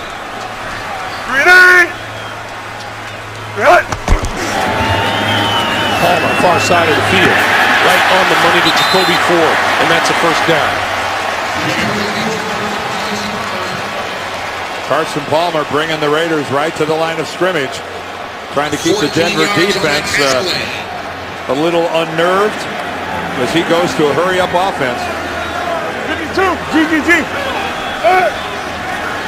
Ready. Bush inside the 30. I'll tell you what, I'm pretty impressed with this Raider offensive line that you got two rookies in the middle there with Barksdale and Wisniewski. Wisniewski, savvy enough as a rookie to slide over from left guard and play center. You know, it's hard enough just to be on the field as a rookie, much less be playing a couple different positions. There's the DNA. The DNA is pretty good in the Wisniewski family. We just saw linebacker Wesley Woodyard being helped to the sideline. 7.5 minutes to play here in the third quarter. Well, Carson and Hugh Jackson got to love this thing. Second and very short. What a down. You can be really creative on this. And movement on the left side. False start. False start. Number 68. Offense. 5-yard penalty. Second down. Boy, we talked about the youth on that line. Rookie at center, rookie at left guard, and second-year left tackle Jared Veldier, guilty of that one. Who would like to kick himself in the butt right now. Well, actually, he's just joining the party, Dan. Yeah, but I know, but that's the word. A false start when you're the home team and you don't have to deal with the crowd noise. That's, you know, on the road. Maybe if you're at Arrowhead and you got 80,000 screaming people, but when you're at home and it's 58. embarrassing. No. 58. 58. So it's 2nd and 6. Palmer. Incomplete. We get a penalty marker. Denarius Moore interfered with. Andre Goodman, the Denver Bronco, pleading his case. I've never seen an official go over and pick it up because you talked to him about it. Pass interference. Defense. Number 21. Automatic first down. Spot of foul. All right, you're beyond the 5-yard zone, and that's, I don't know what I don't know what Goodman's trying to talk about there. That's so blatant. And Carson Palmer never saw Joe Mays coming around the corner. He felt him, though. He did feel him. So first down. 55. Oakland. Run. Now at the 18. Palmer, end zone, touchdown, Jacoby Ford. Oh, come on. Oh, what hands and what control of the body to get the feet down. Oh, it doesn't get any better than that for Jacoby Ford. You look at that and you say, how is he going to get both feet in play? Again, Andre Goodman goes up. There's the left. There's the right. He's got control. Well, now that ball came loose a little bit. Does it hit? Watch the football when it hits, when his arm goes down to the ground. Yeah, he's got pretty good. I think he held it. Yeah, he's got good control of that. And I'm sure John Perry's holding things up while they look at it upstairs. Yeah, all scores will, yes. Right. And it's a touchdown. He signals them to go ahead and kick the extra point. What? Jacoby Ford at 5'9". How is that for getting up? Sebastian Janikowski's kick is good, so the Raiders come right back down the field and score a touchdown. Jacoby Ford on the receiving end of Carson Palmer's third touchdown pass of the day.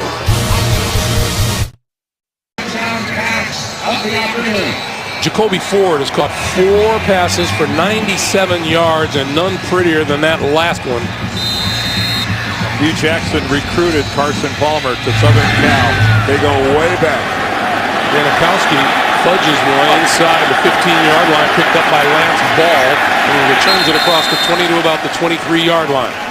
So Tebow and the Denver offense with 6:38 to play in the third.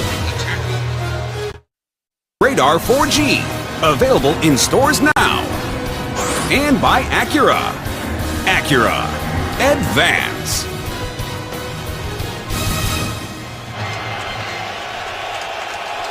Six minutes, 38 seconds to play here in the third quarter, and Tebow and company from their own 23-yard line with Willis McGahee in the backfield. Tebow under pressure, throwing deep, got his man open, midfield, caught by Demaryius Thomas. Boy, the Raiders secondary has really sprung a leak as some Denver receivers are finding wide open spaces. And right there, Stanford route. I don't know if he was confused. He started to break off the coverage and went back to it. And Tebow, guess what? Finds himself on the ground one more time. That time courtesy of Tommy Kelly. That's a 29-yard pickup.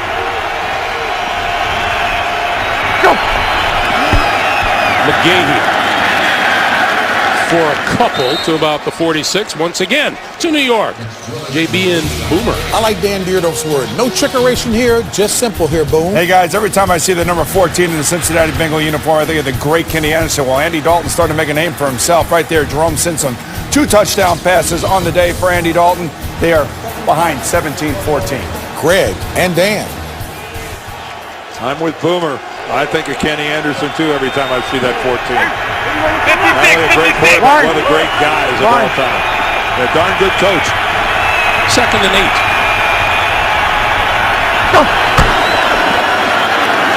Tebow steps up, going to run. Got a first down. And out of bounds at about the 33-yard line. Let's go back to that beautiful, beautiful touchdown catch by Jacoby Ford. Well, just because when Tuesday morning rolls around and you've seen every highlight from this weekend's games, you won't see better hands and better feet. When that ball was in the air and you're looking at the angles, I didn't see any ways that Jacoby Ford could catch the ball and somehow get both feet down in the end zone. If a better one than that happens all weekend long, I'll be in line to see it. Here's McGahee. Maybe a yard.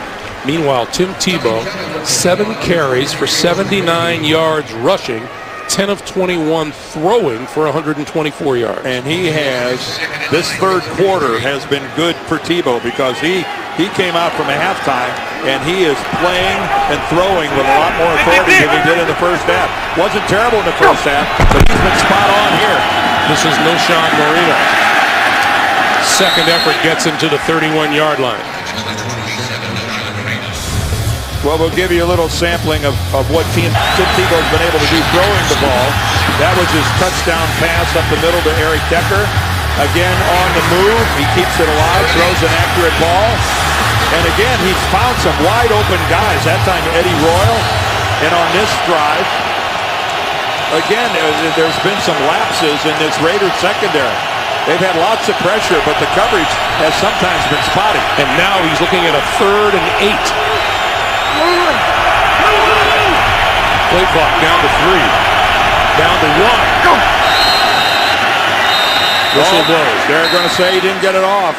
Boy, they called that one tight. Yeah, they did. Normally, the late game offense. 5-yard penalty.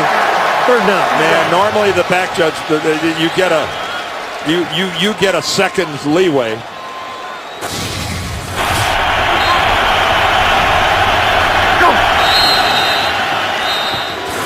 That was tight. So now it's a 3rd and 13. And Tebow needs the 24-yard line for a first down.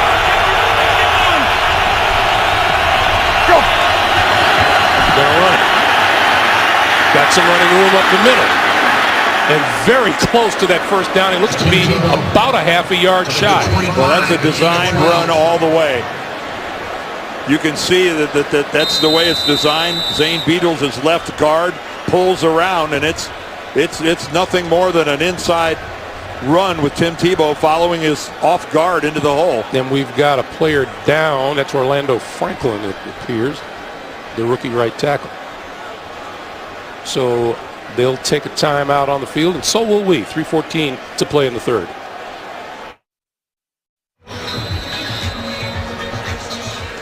Back in Oakland, Matt Prater missed a 43-yard field goal in the first half. He's going to try another one from 43 yards out. This one to pull the Broncos to within a touchdown. And this one looks good. Really good.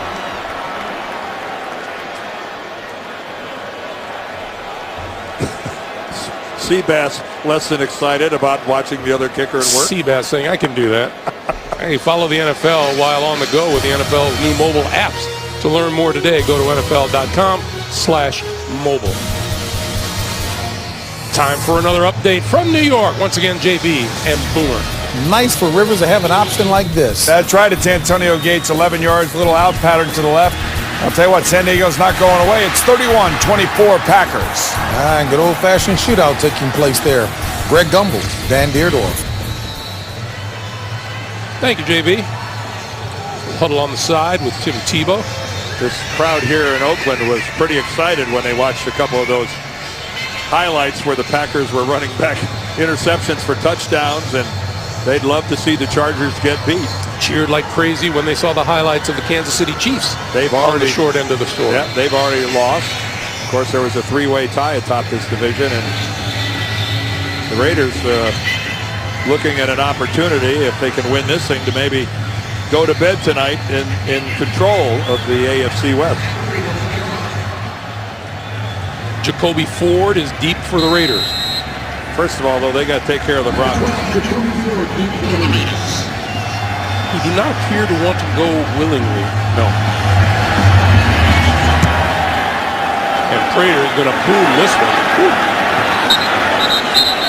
Completely over the end zone. And once again, to New York City, James Brown and Boomer. The Giants nursing a 7-point lead. This is not what you want, Boomer. No, Eli Manning's played great this past month, but right here forces the ball, throws a costly interception. Kyle Arrington comes up with it. 10-3, New England takes over. 19 seconds left in the third. Back to Greg and Dan. Boy, you look at that game, Dan, and you have to really give some props to the New York Giants defense, don't you? I didn't see that being another Alabama LSU game all over again. First down from the 20-yard line. This is Bush. Maybe a yard. Well, Carson Palmer in his starting debut for the Oakland Raiders is enjoying it so far. First time he throws a touchdown pass, great effort by Michael Bush. Then he comes right back to Marcel Reese, a beautiful pass down the seam. And then Boyd he's got to be saying to himself, I like this new receiving corps I've got here out in the West Coast. Palmer started 2 of 8, and he has completed 9 out of 10 since then. On 2nd and 9, this is Bush again. Back to the line of scrimmage. Von Miller, the fine outside linebacker. Number 2 pick overall in the draft, and the first-round pick out of Texas A&M. Well, we've got a long way to go in Von Miller's career, but by all appearances, the Broncos knocked one out of the park when they drafted this kid. And he is the whole package. Tremendous rusher of the passer, working more on his coverage skills, but smart, athletic, and he's got skills that you can't coach. Hey, Mike's out there, 52. Palmer on 3rd and 8. Outside to Jacoby Ford. Going for the first down marker, and he is right at that marker at the 30-yard line.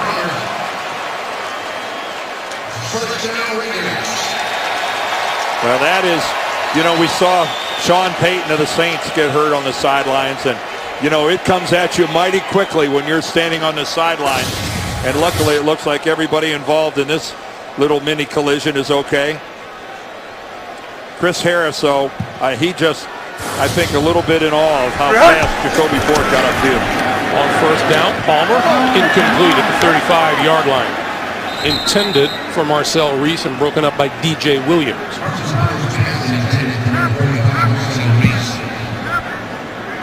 You know, you're standing there on the sidelines and you're watching the play, but you're a little taken back by how quickly the play just gets on top of you, and you try to get out of the way, but you can't backpedal like an NFL corner. I would imagine that happens only once before you start to get out of the way. You'd think so, but it surprises you. Palmer. With time, up the seam, inside the 45-yard line by T.J. Houshmandzadeh.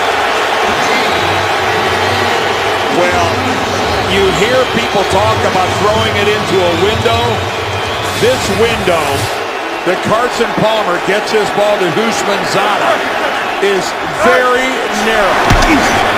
Palmer looking deep down the far sideline. It is juggled incomplete. Bounced around there, intended for Darius Hayward-Bay and Andre Goodman covering him step for step. Well, this is about the first time today that Hayward-Bay has really gotten involved. But again, that's just superlative coverage by Andre Goodman.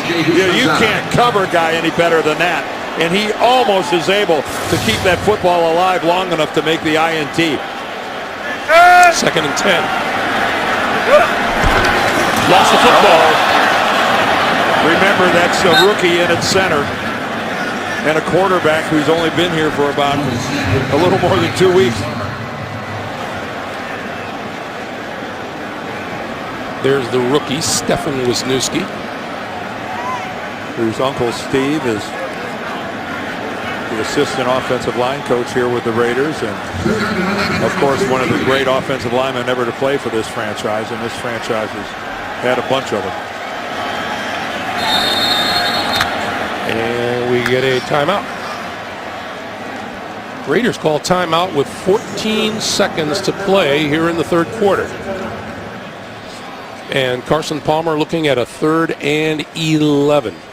While we have a moment tonight on 60 Minutes, the man who corrupted Washington, plus a look at the life of our own Andy Rooney tonight on 60 Minutes. Anybody, Dan, at our place or anywhere who ever had the opportunity to say hello to Andy Rooney is something that they would treasure for the rest of their lives.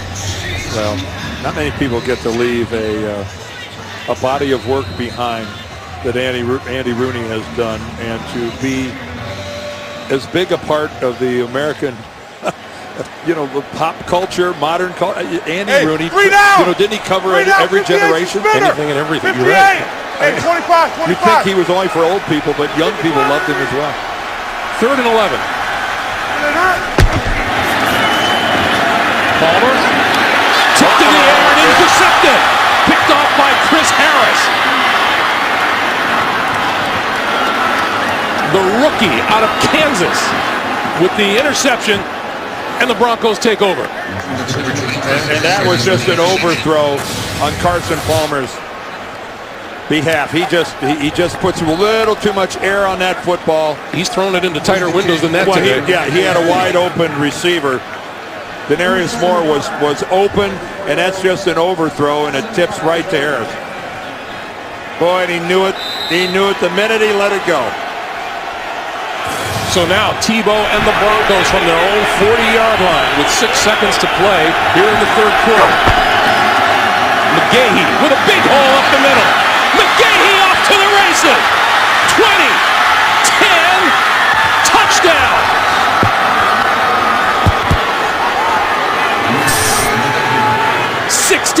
Quick yards. Wow. Nobody saw that coming. Nothing, a little delayed handoff, and the Raider defense caught completely napping. And who would have thought that Willis McGahee could run away from the Raider DBs? 30 years old, Willis has still got some pick him up and lay him down.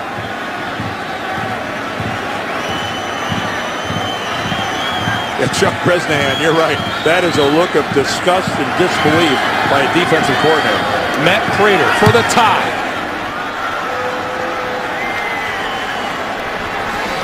We have come to the end of the third quarter, and we are tied at 24. And we're coming back after this message and a word from your local station.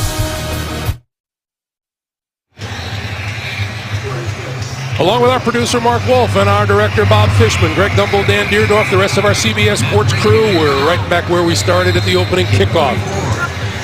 Denver 24, Oakland 24 as we start the fourth.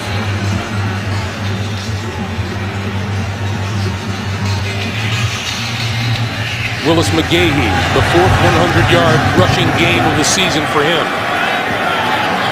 This is picked up at the 7-yard line. And still on the move is Tywan Jones. And Jones across the 25 to about the 27 or 28-yard line. Let's go back to that touchdown. Well, first of all, it starts with a great block by center J.D. Walton. Here's Walton right here. Watch him get the block on Tommy Kelly. But watch Curry come here and watch Blackstock come in there. And what you're going to see is a complete void now in the middle of this defense. Blackstock doesn't even get blocked, and he just gives himself up. Curry fills the wrong hole, and then Willis McGahee showing, I think, more speed than the Raiders thought he had. Maybe more than he thought he had. It's not been since December of 08 that he's had a run that long. And Quan Cosby is being helped off the turf right there. You know, the Broncos came into this game averaging 126 yards a game rushing. They're up to 199 leading off the fourth quarter. Well, that's a season high. You can pad your rushing statistics when you've got a quarterback that can run like Tim Tebow. And there is J.D. Walton, again, another one of the young players that we're looking at today, just a second-year guy from Baylor. First down at the 22-yard line for Palmer. This is Michael Bush. A couple of tough yards at 28. You know, as we start this fourth quarter, Greg, we've got a lot of football left to play. It's a tie game, but I'm sure that everyone that's been paying attention realizes that John Fox took a field goal off the board at the end of the first half in an attempt to get another couple plays in, and then Prater missed it. And those are 3 points that the Denver Broncos will see if they miss them when this is over. Bush just across the 30-yard line. Let's get an update again from New York. JB and Boomer. Boomer, how many different weapons does Aaron Rodgers have? Well, I'll tell you, 3 touchdowns on the day. This one to James Jones. He's 18 of 21, 178 yards, 3 touchdowns. They go up over San Diego, 38 to 24. 11:44 left in regulation. Back to Greg and Dan. Yeah, then Aaron Rodgers is going to have to work on his passing game. The spinner. His Mike's out there. accuracy is 29's Mike. a thing of beauty. Dead even on the scoreboard, dead even in total yards on the day. 3rd and 6. Look out. Palmer over the middle and reaching for the first down is Chaz Schillens, and he's going to be about a yard short. What a job by Carson Palmer of getting rid of that football and delivering a serviceable pass when he's got Von Miller right in his chops. I mean, this pressure, watch Miller. Look at that shifty little move he puts inside, and then he is just right into the midsection of Palmer.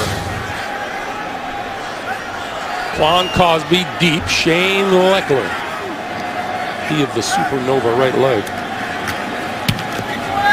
Oh, that Denver Bronco got blocked into him. No penalty. Cosby breaks free and then cut down at about the 15, falls forward to about the 19-yard line. Rock Cartwright is number 25 right in front of him. No flag. You're watching the NFL on CBS. When you think about all the things associated with the Oakland Raiders, the Hall of Famers, the great characters, Al Davis, imagine that they have had the 2 greatest punters in the modern era of football in Shane Leckler and Ray Guy. Shane Leckler had a 77-yard punt in the season opener at Denver. This is McGahee outside to about the 25-yard line. While we have a moment, time permitting after the game, the Subway post-game show. Join JB, Dan, Shannon, Boomer, and Coach Bill Cowher for all the latest NFL scores and highlights, all coming up on the Subway post-game show. Willis McGahee to the sideline. And Orlando Franklin is back in the game for the Broncos. This is Lance Ball. And Ball across the 35 to the 37, and it's a first down. Boy, and the run defense of the Raiders is really starting to let them down. Denver now 217 yards rushing. When you're giving up over 200 yards in a single game rushing, that is week 1, 38 rushing yards for the Broncos. At home. A little bit of an improvement, wouldn't you say? 51. Tebow from the 37. Keep it on the ground with the ball. And he gets stacked up by Lamar Houston and Michael Huff. Once again, back to New York, JB and Boomer. Boomer, how many weapons does Tom Brady allow? Make that Brady. He's going to find Aaron Hernandez off of an Eli Manning interception. That was a game and momentum changer. Right here, Aaron Hernandez as the New England Patriots tied up 10-10. I guess I was actually thinking of Aaron Rodgers, but Brady wishes he had those weapons. Let's take it back to our guys. I thought that sounded like an identical lead from JB. Second and 9. Go.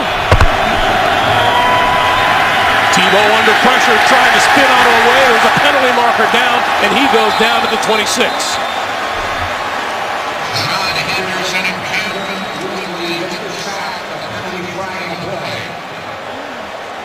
See what John Perry has to say. Well, John Henderson was, and there goes another flag. Head linesman just threw a flag on John Perry. Holding. And a procedure call too. Yeah. There are 2 fouls on the play. Both have been declined. Holding, number 78. Illegal formation on the offense. Number 75 did not report as an eligible receiver. Was on the end of the line. Both declined. Well, somehow Ryan Clady dodges his third holding call of the game. That's the first sack of the day on Tim Tebow. He's been sacked 13 times the last 2 games.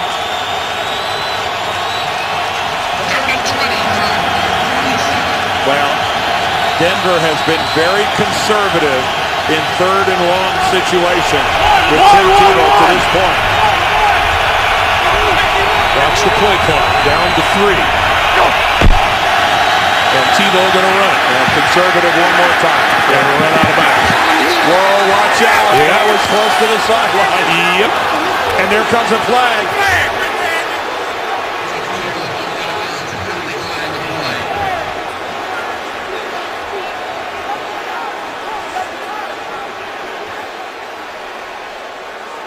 Personal foul. Number 51 of the offense. Late push with the quarterback out of bounds. 15-yard penalty. Automatic first down. That's just not smart football, Dan. No, that's Aaron Curry. He's the second guy on your right, and Tim Tebow, again, there's just no reason for that. You got a teammate in front of you. He's pushing him out of bounds. You knew the minute you saw that was going to be very surprising if we didn't see a flag. And you allow them to move the sticks, get an automatic first down. Some penalties are bigger than others. Diamond. No, got it. Go. This is a first down play. McGahee trying to turn the corner and out of bounds at midfield. That's about 2 yards short of a first down. So again, a big play on first down. Yep, and again, I think McGahee's surprising everybody with his quickness and, not only running away from people, but he's getting the corner on a couple different occasions against the Raiders defense. They've lost containment several different times, and Chuck Bresnahan is upset. Willis McGahee, 17 carries for 119 yards. He had 18 yards in the first half. And Tebow's got 91 yards. Go. Tebow looking for more. Not this time. Lamar Houston led the charge. We take you back to New York, JB and Boomer. Hey, Greg, here's a different lead. Andy Dalton's pretty good, Boomer. Oh, he's better than pretty good. How about this? His third touchdown pass of the day. This one to Andre Caldwell. Bengals take the lead, 21-17, and mount a second-half comeback over the Tennessee Titans. Back to the good listener, Greg Gumbel. You know, they're going to start to say those Cincinnati Bengals are for real. They appear to be. 3rd and 4.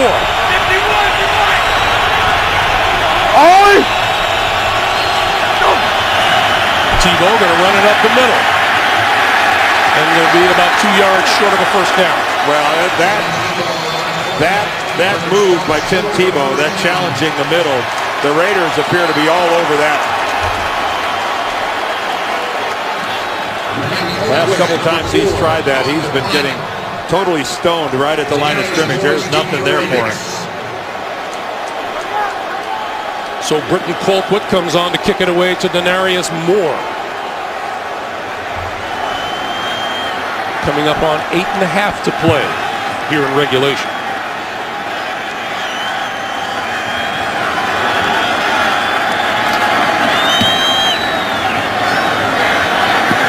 Moore from the 9. Back to the 20-yard line. David Bruton with the stop. 8:15 to play in the 4th. We're tied at 24. The NFL on CBS is sponsored by the Droid Razor. Thin is no longer frail, only at Verizon. Pizza Hut. Right now, get any pizza for just $10, only at your Pizza Hut. And by Toyota.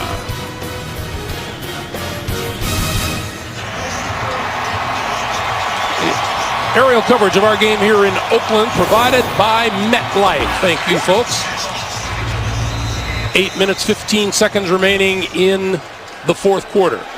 We are tied at 24. Carson Palmer and the Raiders from their own 20-yard line.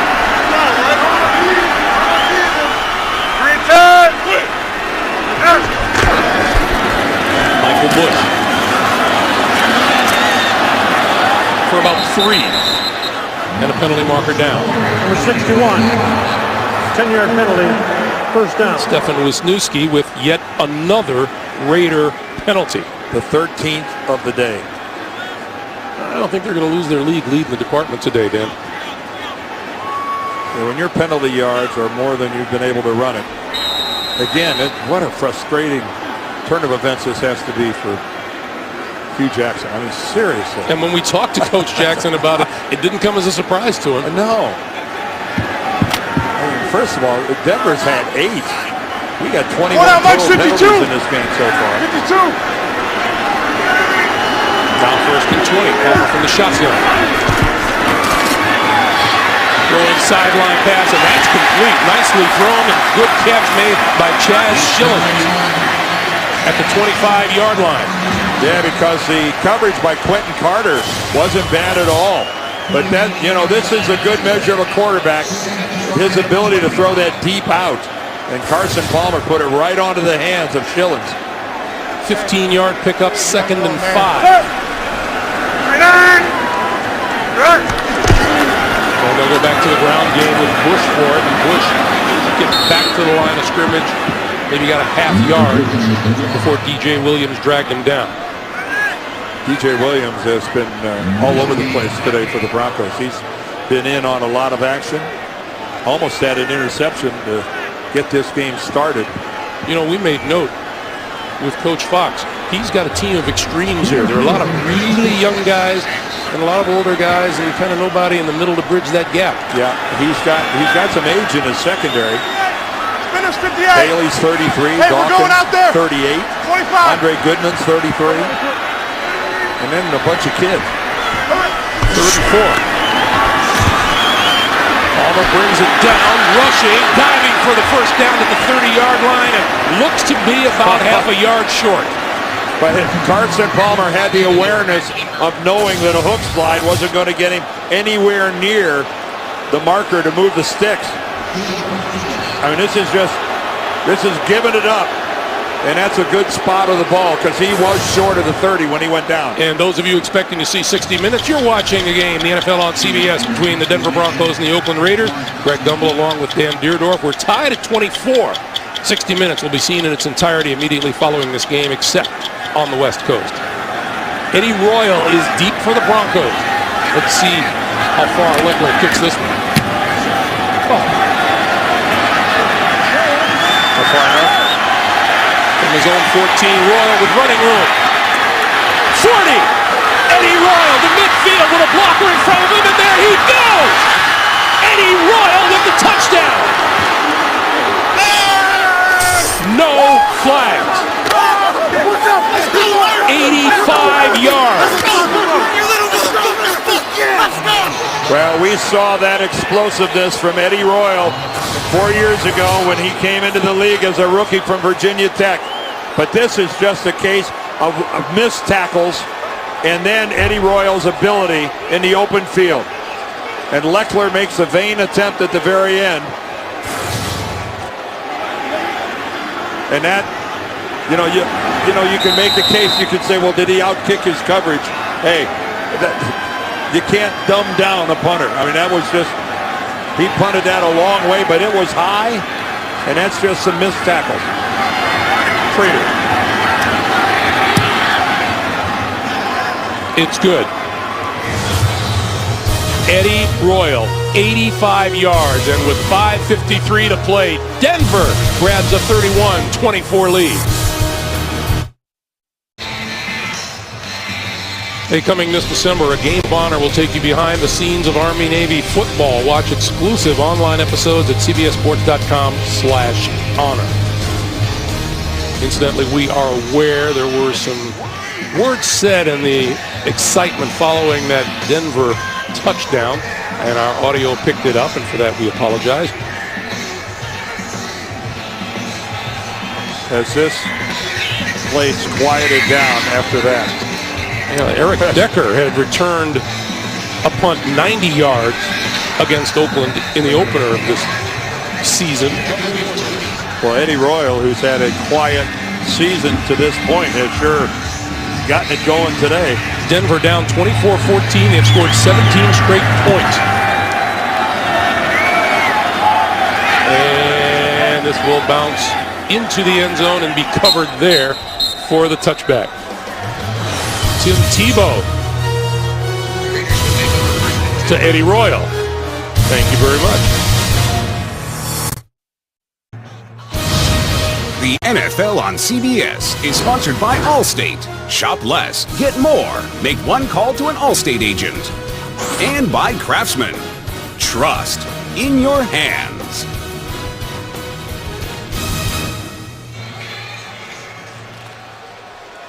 5 minutes, 53 seconds remaining to be played here in the fourth quarter, and the focus shifts now to the Denver defense going up against Carson Palmer, who has thrown 3 touchdown passes and has thrown 2 interceptions today. And Hayward Bay is on the sideline. Carson Palmer with time, lots of time. Now running out of time and goes down inside the 10-yard line. Elvis Dumerville, his first sack of the season. Boy, and that has been a long time coming. Dumerville gets a great jump on the ball. Look at that spin move to the inside. He gets picked up and blocked, but then Carson just absolutely nowhere to go with the football. And he's not going to get away from that pass rush. Dumerville missed the entire season last year with a torn pectoral. And after leading the NFL in sacks back in 09 with 17. And we get a timeout on the field as Denver uses its first here in the second half. While we have a moment, tonight on CBS begins with 60 Minutes and a powerful story about corruption on Capitol Hill. Plus, a look at the life of our own Andy Rooney, followed by a new amazing race, The Good Wife, and CSI Miami. Tonight, only CBS. I think more than anything else, Dan, we didn't know what to expect from this game other than the fact that on the surface, it's an old rivalry, and that can account for an awful lot of things. Yes, it can. But it's a rivalry that lately has been dominated by the Raiders. And again, with everything at stake for Hugh Jackson's ball club today, a chance to really down, assert 58 themselves, spinner. especially if San Diego Mike's 55. follows Kansas City 55, and loses 58. today. Second and 19. Palmer over the middle. He's got his man across the 30 to the 35-yard line. Denarius Moore to first down. Carson Palmer, this is his first start with the Raiders, but he has got to be so excited about the talent of this young receiving corps.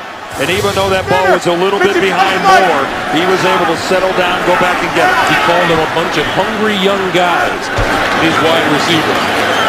Palmer again, and this one underthrowing Denarius Moore at midfield.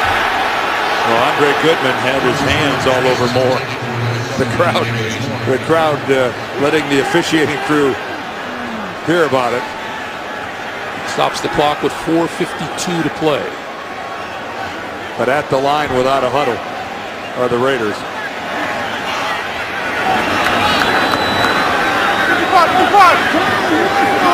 2nd and 10.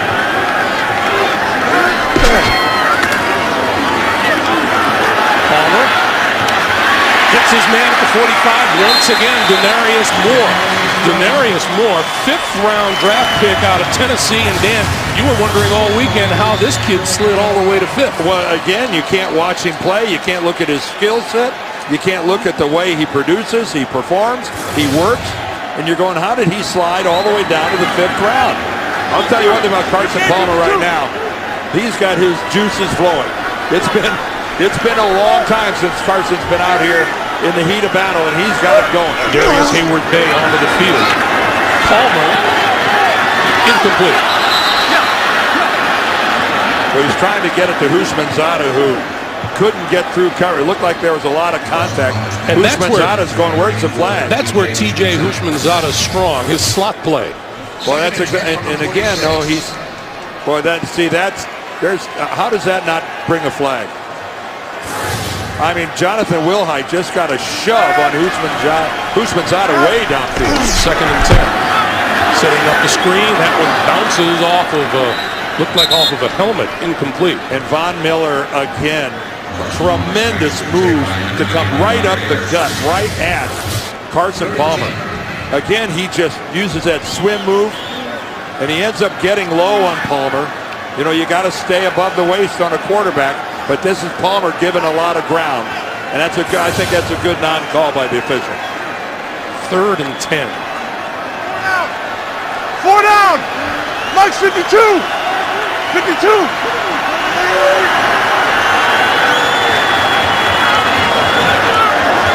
Here comes the blitz. They're after Palmer, and the pass incomplete. Awful lot of Broncos coming on that snap. That's it. Dennis Allen, the defensive coordinator, got very aggressive. And looking at a 4th down situation where you got the full 10 yards to try to cover. They don't have any choice but to punt. Quan Cosby is deep, and this is the 3rd straight punt this quarter by the Oakland Raiders. Last time Leckler kicked, Eddie Royal returned it 85 yards. This one they'll let bounce, and they'll take a sideways bounce out of bounds. Hey, this has been pretty good, and there's more to come next week. Next Sunday, the NFL on CBS hits regional action. Ryan Fitzpatrick and the Bills battle Tony Romo and the Cowboys.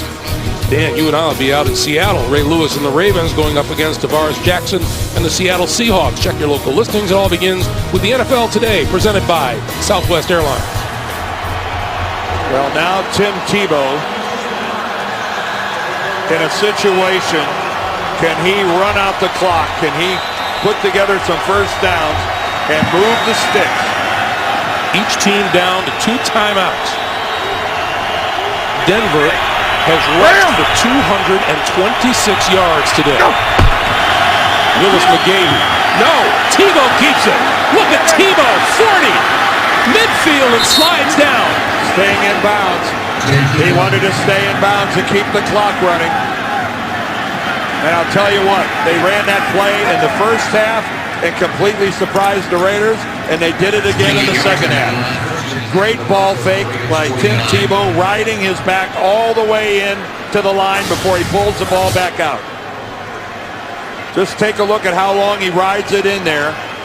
And you can see that Cameron Wembley, who's got the contain to that side, gets sucked to the inside on that ball fake and gave up a soft corner. A career-high 119 yards rushing for Tebow, and up the middle is McGahee. McGahee inside the 35, and another first down. And the Raiders are just being pummeled by the Denver running game. And I mean pummeled. Look at the size of the hole. That's the exact same play that they ran before, only that time he gave the ball to McGahee, and talk about finishing a run. Whoa. And slow getting off the turf is Matt Giordano, who took that shot from McGahee head on. Well, remember Matt Giordano? He got hurt in pregame warm-ups 2 weeks ago. He hurt his neck and wasn't able to play. And that certainly didn't help the cause. Meanwhile, Willis McGahee, 136 yards rushing, 118 in the second half, as you look at the numbers on Tim Tebow and what he's accomplished with his legs today. Well, you know you're running the football when you got a pair of guys over 100 yards.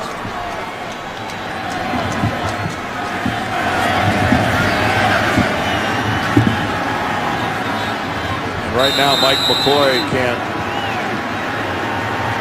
there's a lot of freedom in calling plays when your offensive line is getting it done the way the Broncos are. Spending a lot of time in the huddle. And 10 seconds now on the clock. 51. Got you. 2, 1. Got the snap away. Penalty marker flies as McGahee tries to turn the corner and is caught from behind by Tommy Kelly. Let's check the flag.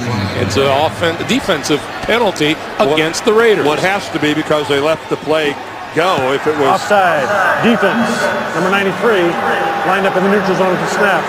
5-yard penalty, first down. If there's anything on the offense, they would have blown the whistle and stopped the play. Tommy Kelly's in the neutral zone. Do you think Hugh Jackson would be justified walking into the meeting tomorrow and just throwing penalty flags all over the place? No, he'd be very justified. That's number 14.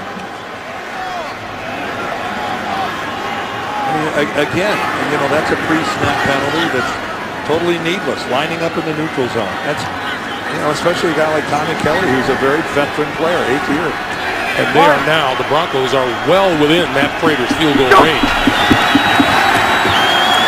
McGahee just inside the 25 as we will come up on 2 minutes to play. And John Fox saying, let's not scrum now when victory is within reach. Well, right. You don't want a penalty stopping the clock. That would be completely out of character for this game. 2 minutes to play here in Oakland. 31-24 Broncos. We remind you once again, coming up next, 60 minutes here on CBS, except on the West Coast. 2nd and 2. Denver has scored 24 points here in the second half. Each team with 2 timeouts remaining.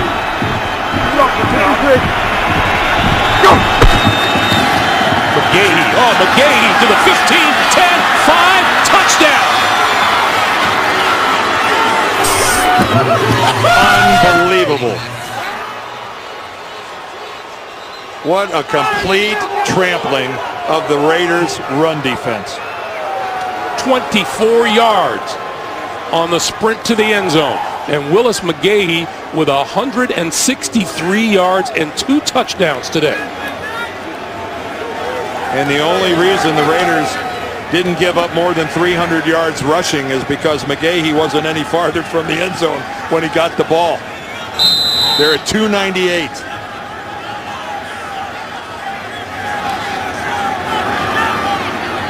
Prater for the extra point. It's good. And how about the happenings in the AFC West today, Dan? Well, I don't know how Willis McGahee's right hand is feeling with a plate and some screws in it, but his legs are just fine. And it's not every day that you look at a running play in the National Football League where a guy runs into the end zone and he is not even close to being touched. The only time he was touched was Matt Giordano touching him after he was 5 yards in the end zone. If that was flag football, that would have been a touchdown because no Raider was that close. Meanwhile, how's this for a turnaround, Dan? In the opening weekend loss to the Raiders, Willis McGahee carried 4 times for 3 yards. A little difference. And take a look. There is the West. Kansas City was 4-3 going into today. They lost. It dropped them to 4-4. Oakland is losing. San Diego is still in the game with Green Bay, but they're trailing. And Denver will go to 3-5. And if by chance San Diego loses, Denver's right back in it, only a game behind everybody. Now the San Diego Green Bay game is still alive. There's only a 7-point difference in that game in a wild shootout. And the Oakland Raiders, Dan, are looking stunned. Well, I know you just don't. You know, they only giving up 117 yards a game rushing, and in this game they give up nearly 300. They've been spanked on the ground.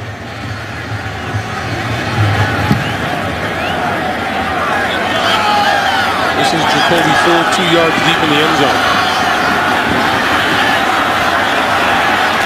Oh, he's hit hard and brought down at the 17-yard line. Once again to New York, James Brown and Boomer. New England offensive magic down the stretch. Hey, JB, 4th and 8. Tom Brady's going to find Rob Gronkowski 14 yards to put the Patriots up 20-17. Minute and 30 left. Giants have the ball with 2 timeouts left. Now down to 1:12 left in regulation. Back to Greg and Dan. All right, guys, we are down to a minute 46 Hey, in Mike's out regulation there. here. 29. But the Oakland Raiders are down 2 touchdowns. And Palmer is down at the 7, courtesy of Von Miller. And we've got a penalty marker down. Penalty marker is back up. It's downfield, not near the line of scrimmage. Holding defense, number 29. 5-yard penalty automatic. First down. Jonathan Wilhite guilty of the hold. Well, that negates a sack.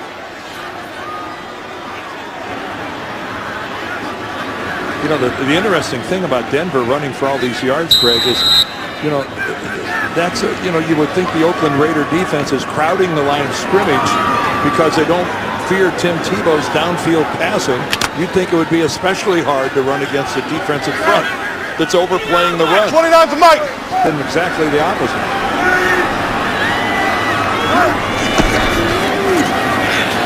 Palmer, this sideline, diving catch does not count.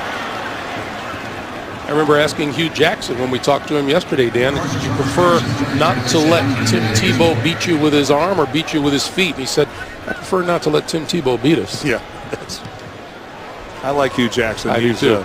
I don't know him. Just met him for the first time. Interesting to talk to, and I could see why the players like him, and I see why the Raiders, and I see why 29. Al Davis gave him the job. A man who recruited Carson Palmer when Carson was a junior in high school. Palmer throwing over the middle, and that one's across the 40-yard line to the 45 to Louis Murphy. Clock continues to move, a minute 20 to play, and there's Tim Tebow's number, and now we get a penalty flag. Delay of game. Number 18, throwing the ball while the ball is in the field of play. The down will count. It'll be first down, 5-yard penalty. 1st and 10 Oakland. Yeah, Louis Murphy gets up after making the catch and tries to be a little fancy, spinning the ball, and it ended up going about 7-8 yards downfield. It might be getting to the point where, you know, all the Raiders want a penalty on their own. From the 40. Palmer up the seam.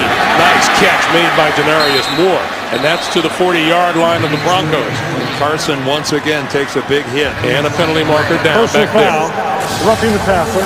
Number 58, defense. Lowering the head, leading with the crown of the helmet. 15-yard penalty, and an automatic first down. That's the rookie Von Miller.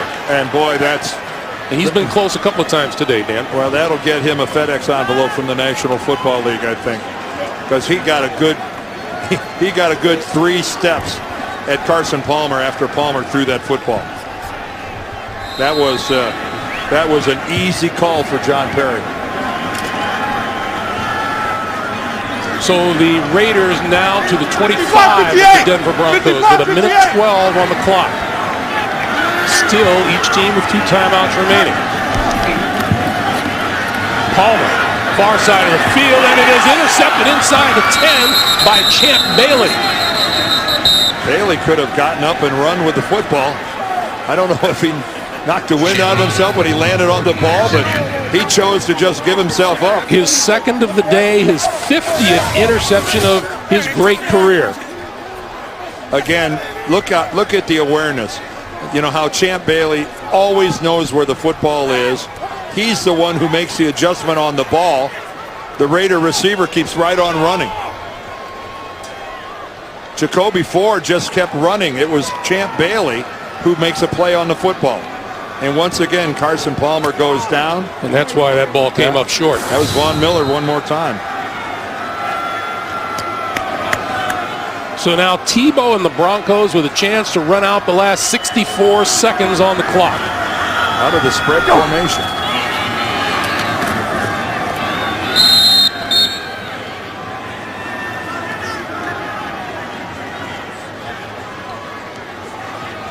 Carson Palmer, 19 of 35 for 332, 3 touchdowns, 3 interceptions. And no one's in a hurry to extend this game. No. The Raiders being 2 touchdowns down, just taking a stance. Let's get out of here. And even though they've got a couple timeouts, If you're wondering, Tim Tebow, 10 of 21 for 124 yards. And the play clock will expire, and they'll back him up 5 yards. So what's in store for the Denver Broncos? Well, there's their remaining schedule. Another AFC West matchup next week at Kansas City. Well, really a huge one. That won't be noisy, will it? No, it won't. And as you can see, though, a pretty tough trio of games here against the Chiefs, Jets, San Diego. And that will put the wraps on a very impressive victory here today by the Denver Broncos. And maybe Tim Tebow mania can settle down for a week. He threw for 124 yards. He ran for 117. And the Broncos come on top 38-24. For Dan Dierdorf and I'm Greg Gumbel. So long from Oakland, California. Tonight on CBS begins with 60 Minutes. Powerful story about corruption on Capitol Hill, followed by a new Amazing Race, The Good Wife, and CSI Miami tonight. Only CBS. Thanks for joining us, everyone. For all of us, you've been watching the NFL on CBS. Good night from Oakland.